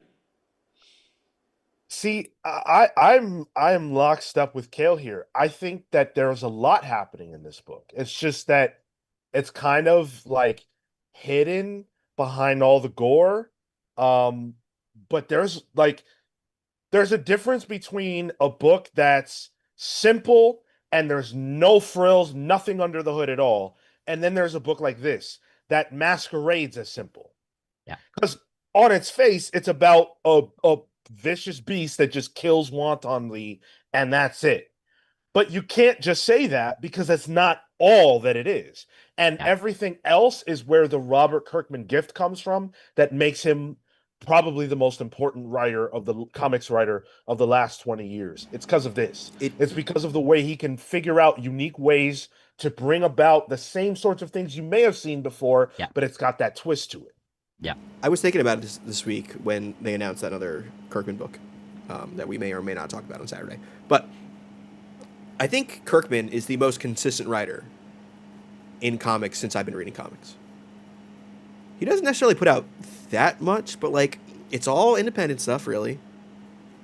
And I've generally liked all of it, really. Even like The Outcast, I enjoyed that.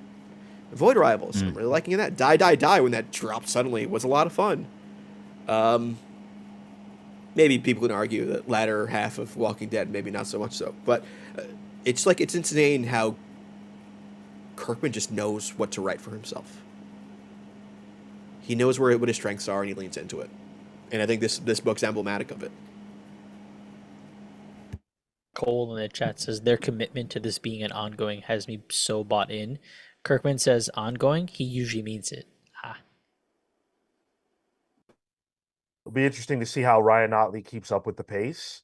But given that this is something he owns and given this is something he deeply loves, it's not the same as drawing Spider-Man, folks.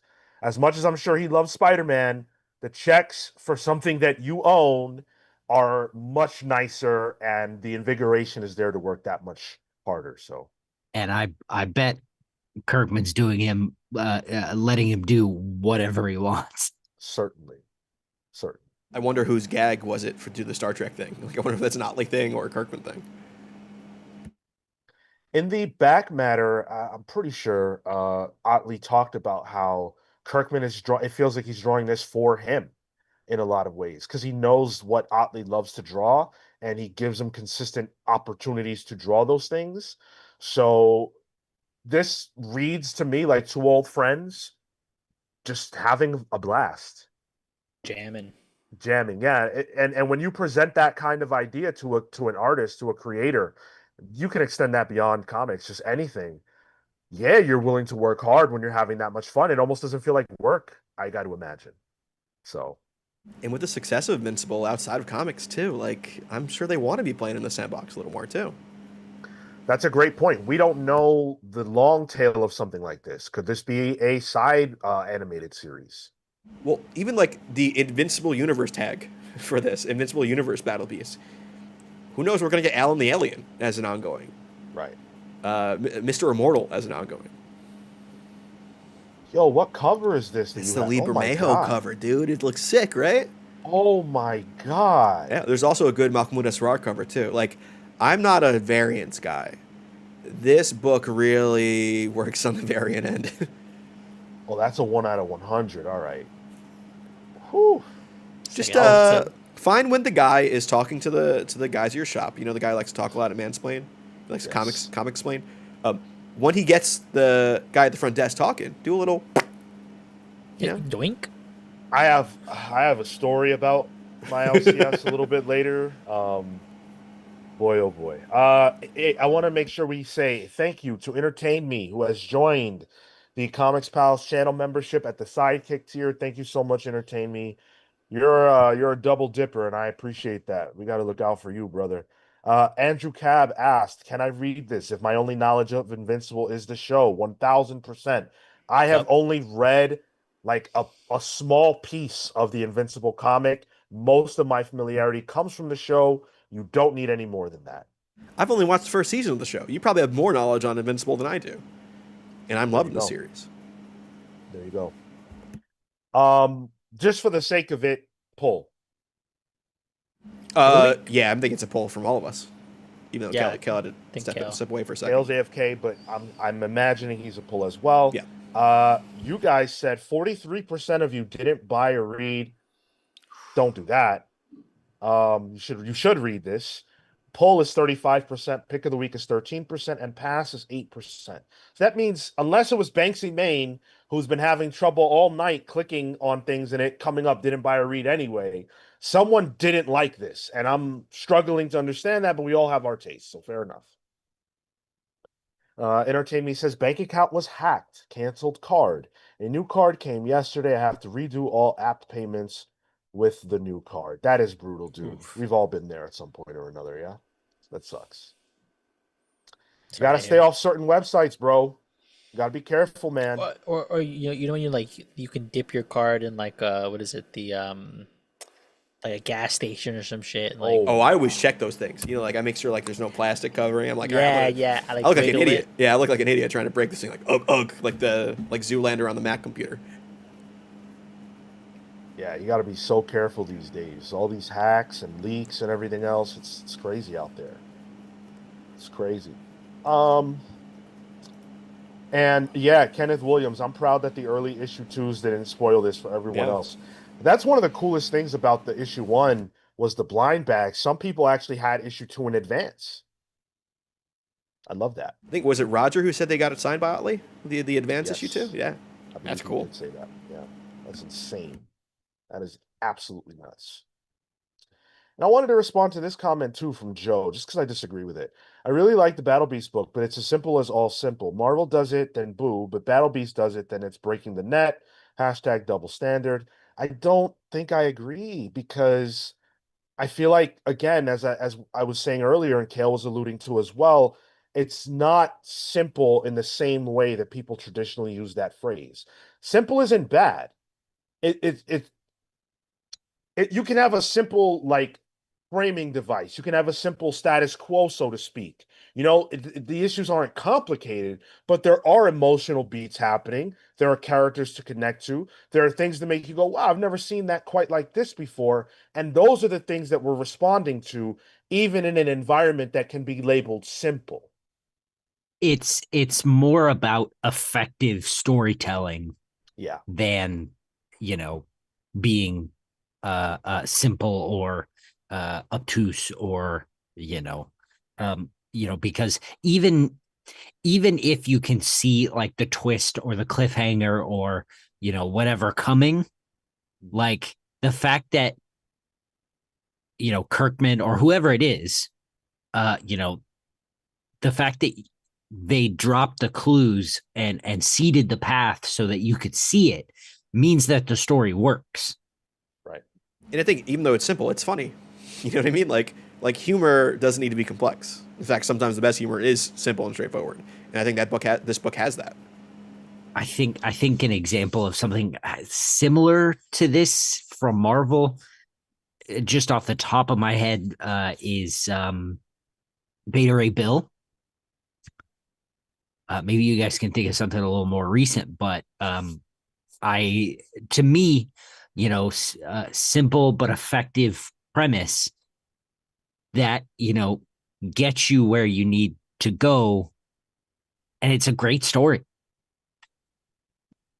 Dude, Joe, I don't know if you watch wrestling, but like Bret Hart, simple. He's a simple wrestler. Steve Austin, simple. The Rock, simple. You don't always need the big moves and the bright lights and the flips and everything else. Sometimes the most effective stories are the ones that are told simply, quote unquote. The technical wrestler of comics, Robert Kirkman. Sure, in a in a certain way. Lucas says, "Can the pals speak on Dr. Aphra Chaos Agent?" Brother, we don't get to read everything that comes out. I do love me some Dr. Aphra though. I am reading Star Wars. I hopped back on that train with the new issue 1, and did you? Issue 2 is in my list. I'm not reading Dr. Aphra though. Apologies. How was number 1? It's fine. Like, I don't even, like, even on Pals Previews, I don't know if I can talk about it too much. I don't even remember what happened. I know I read it.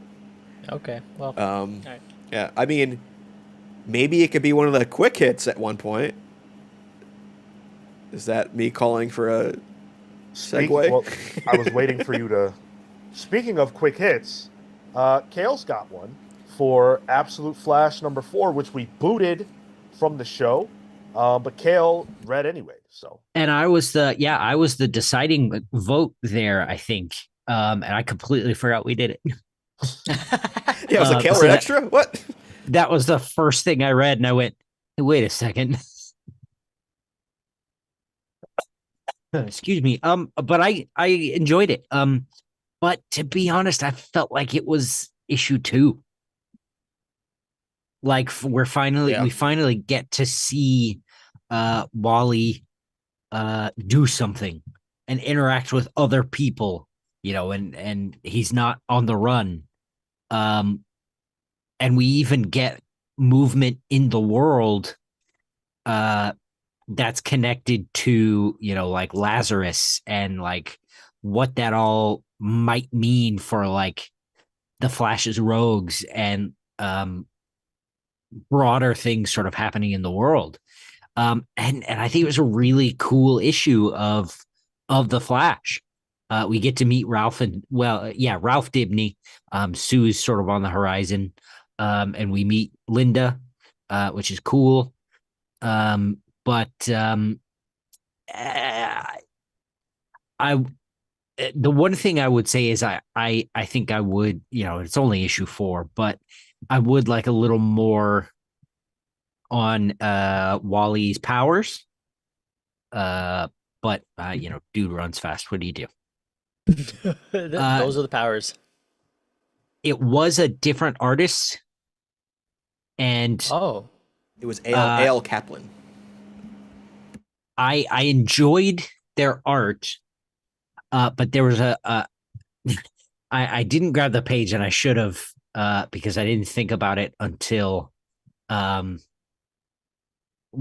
after. But there's the page where Ralph sort of comes into Wally's I think I have that page at the shelter. Okay. He comes into Wally's room at the shelter, and he hands him like a baggie of like toothpaste and toiletries or whatever. And as he enters the room, it's the most sort of like first draft sort of light pencil stick figure ass look. But then in the next panel, it's like a incredibly detailed, like fully rendered person. It's like, what is, he's not even far away, right? Like he's like on just the other end of the room. Why didn't you spend any time on that figure? So it was weirdly, like, it was good. I liked the art and I liked the artist, but there were weird inconsistencies, it felt like. I also read it. I think the art I liked. It felt more appropriate for an Absolute book for me, because it feels like this wouldn't be in DC proper, which is what I like about the Absolute books. It felt more like a YA book or an indie book, and I dug it. Kenneth Williams said, all I'll say is I'm happy y'all swapped this out. I gotta say, me too. Yeah, I've not been a fan of that. And the fact that if you're feeling like this is the issue 2, we're finally getting movement, maybe too late. I could see it being kind of picking up from here. there at least is they end it with a set like, hey, here's what's going to happen for the book going forward. Yeah. Yeah, we've got to evaluate our position on some of these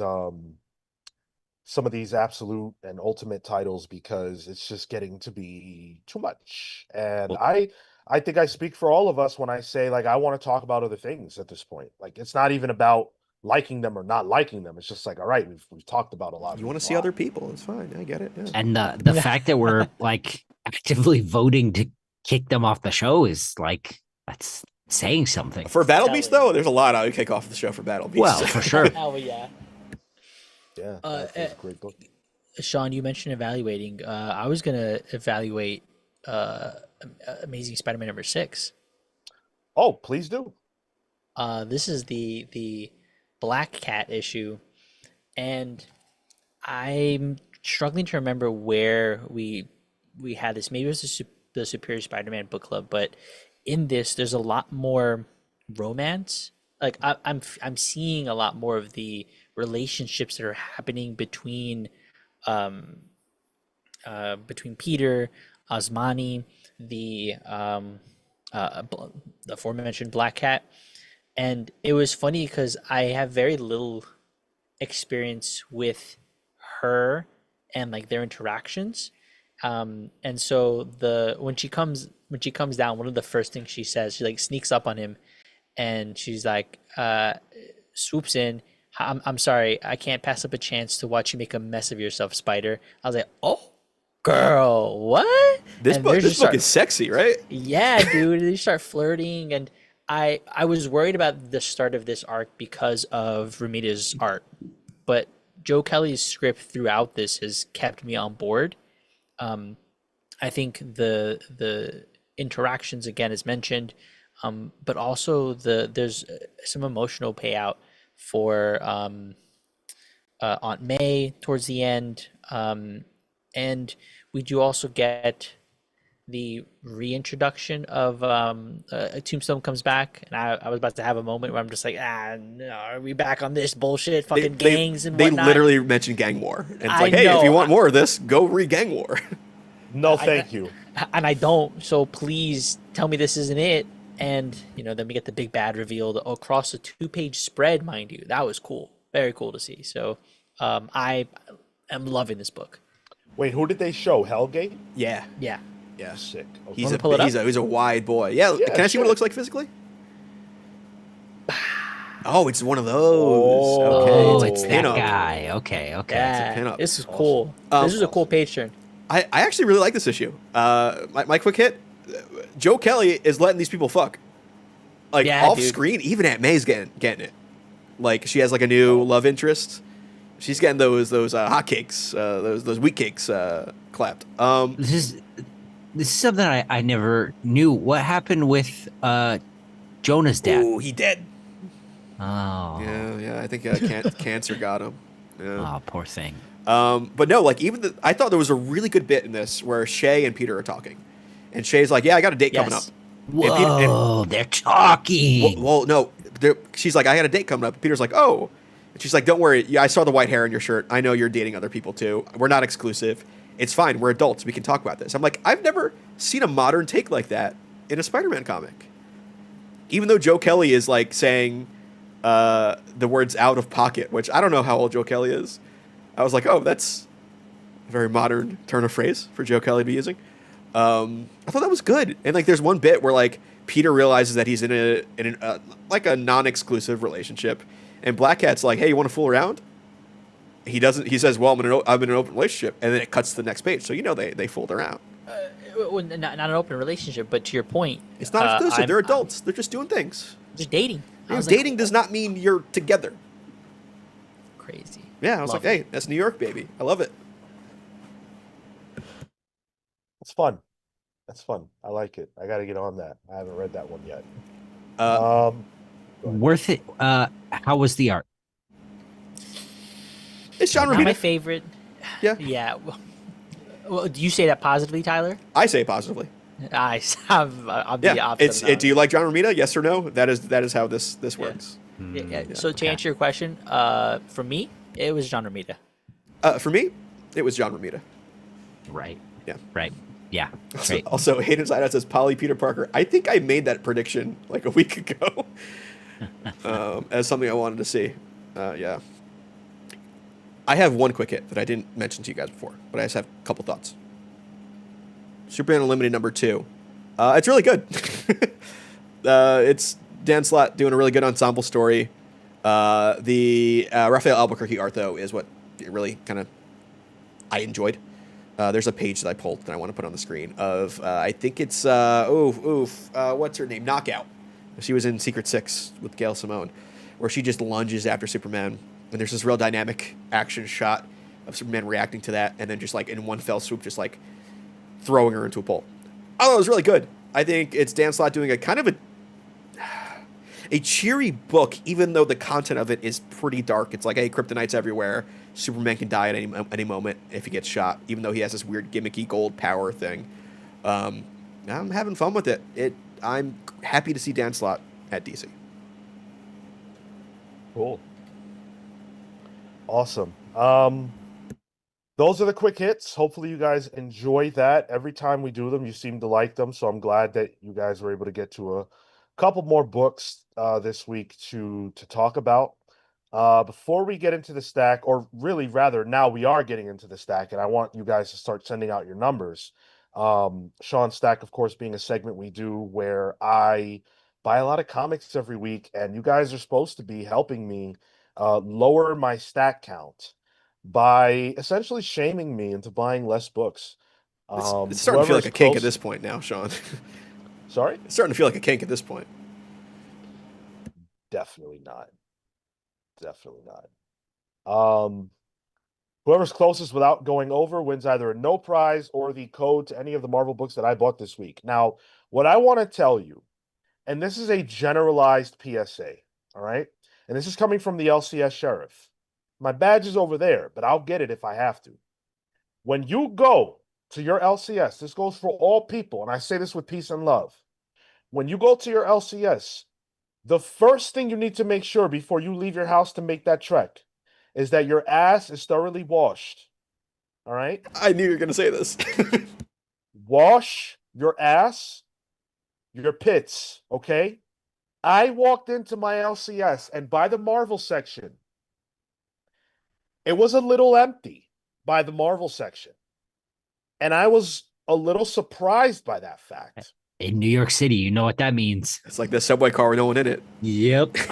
I went to that Marvel area to get my copy of Emma Frost, and you know how those kind of books make me feel. So I'm like, yeah, Emma Frost, what cover am I going to get? Like, I'm getting juiced up, right? So I get over there. And it smells like, if you can imagine being like on the inside of a garbage truck, right? That's what it smelled like. And it was emanating from one man. And he's casually flipping through, whatever fucking Marvel book he was flipping through. And there's nobody around him. I'm sure my LCS lost sales on that day because nobody wanted to go near this man. He smelled like death, but he was alive. And so I needed my books. I don't really give a fuck. But there was a radius around him. When you entered that radius, it smelled like ass. Did he have unwashed ass? Did he have like those Pigpen stink lines coming from him? He might as well have. And when I go to my LCS these days, if I don't have a list, I'm walking back and forth because I need to make sure. I need to take a few looks. So I was entering and exiting that zone, that area of effect. If you've ever played a fucking... He had the AoE. He had an AoE consecration on. Of ass. The consecration ass smell, all right? And I had to exit and enter that area of effect multiple times. Taking poison damage. I was taking damage. It was bad. Fucking awful. So just as a general concept, for those of you who don't get it, wash your fucking ass before you leave the house. Peace and love from the LCS Sheriff. That's bad, because you're saying specifically it was ass scent. This wasn't BO. Oh, It was ass, but mixed with like The bad kind. like ancient ass. Like Oh. I've never given a fuck. Ancient Ass coming to A&E next season. It was rough. Uncanny Suit says you could tell this is a DC podcast by this anti-Marvel smell propaganda Sean's putting out there. Marvel is the world outside your window, and sometimes those people outside your window smell like shit. And like I have no like I'm not that dude. Like if I saw a homeless dude sleeping on the fucking subway the other day and I sat right next to him because, whatever.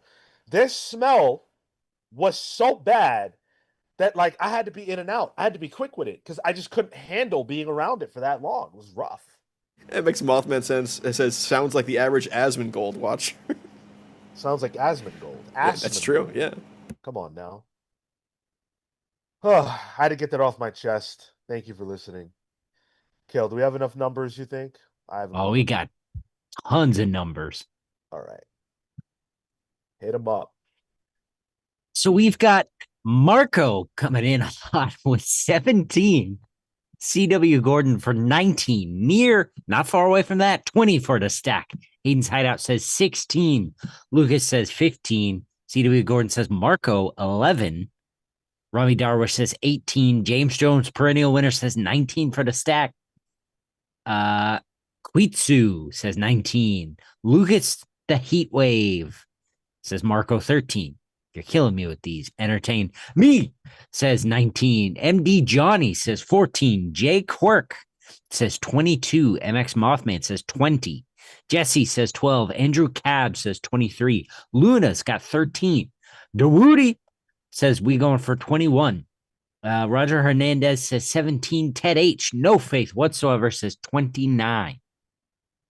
Dan Trudeau says his trademark 16, and Steve Canaris pops in at the last second for 19. Hey, good to see you, Steve Canaris. And of course, good to see you as well, Dan. Thank you for your message. I saw it. I got to respond to you. I owe a few of you messages, but thank you very much. All right, let's get into it. So, I'll point out now, I did not read any additional books this week. I apologize. I'll have no thoughts on anything I show you. Absolute Flash number 4. Superman Unlimited. Whoa. Number 2. Blood and Thunder number 2. Exquisite Corpses number 2. No one got to this, huh? I didn't get to it yet. No. West Coast Avengers number 8. G.I. Joe number 8. Fantastic Four Fanfare number 2. Amazing Spider-Man number 6. Exceptional X-Men number 10. I missed this last week, so I had to make sure I got that. Emma Frost, the White Queen number 1. I had to get a variant. There it is. Who did that one? Two Emma Frost covers there, huh? Oh yeah. This was the best one that I could get for like standard price, so I went with it. Nightwing number 127. And the 6 books we talked about on the show. I got 17. Yep, that's what I got. 17 it is. Marco, were you the one that said that? Yeah. I did, I think. Disqualified. Hot out the gate. Disqualified. You want a code, Marco?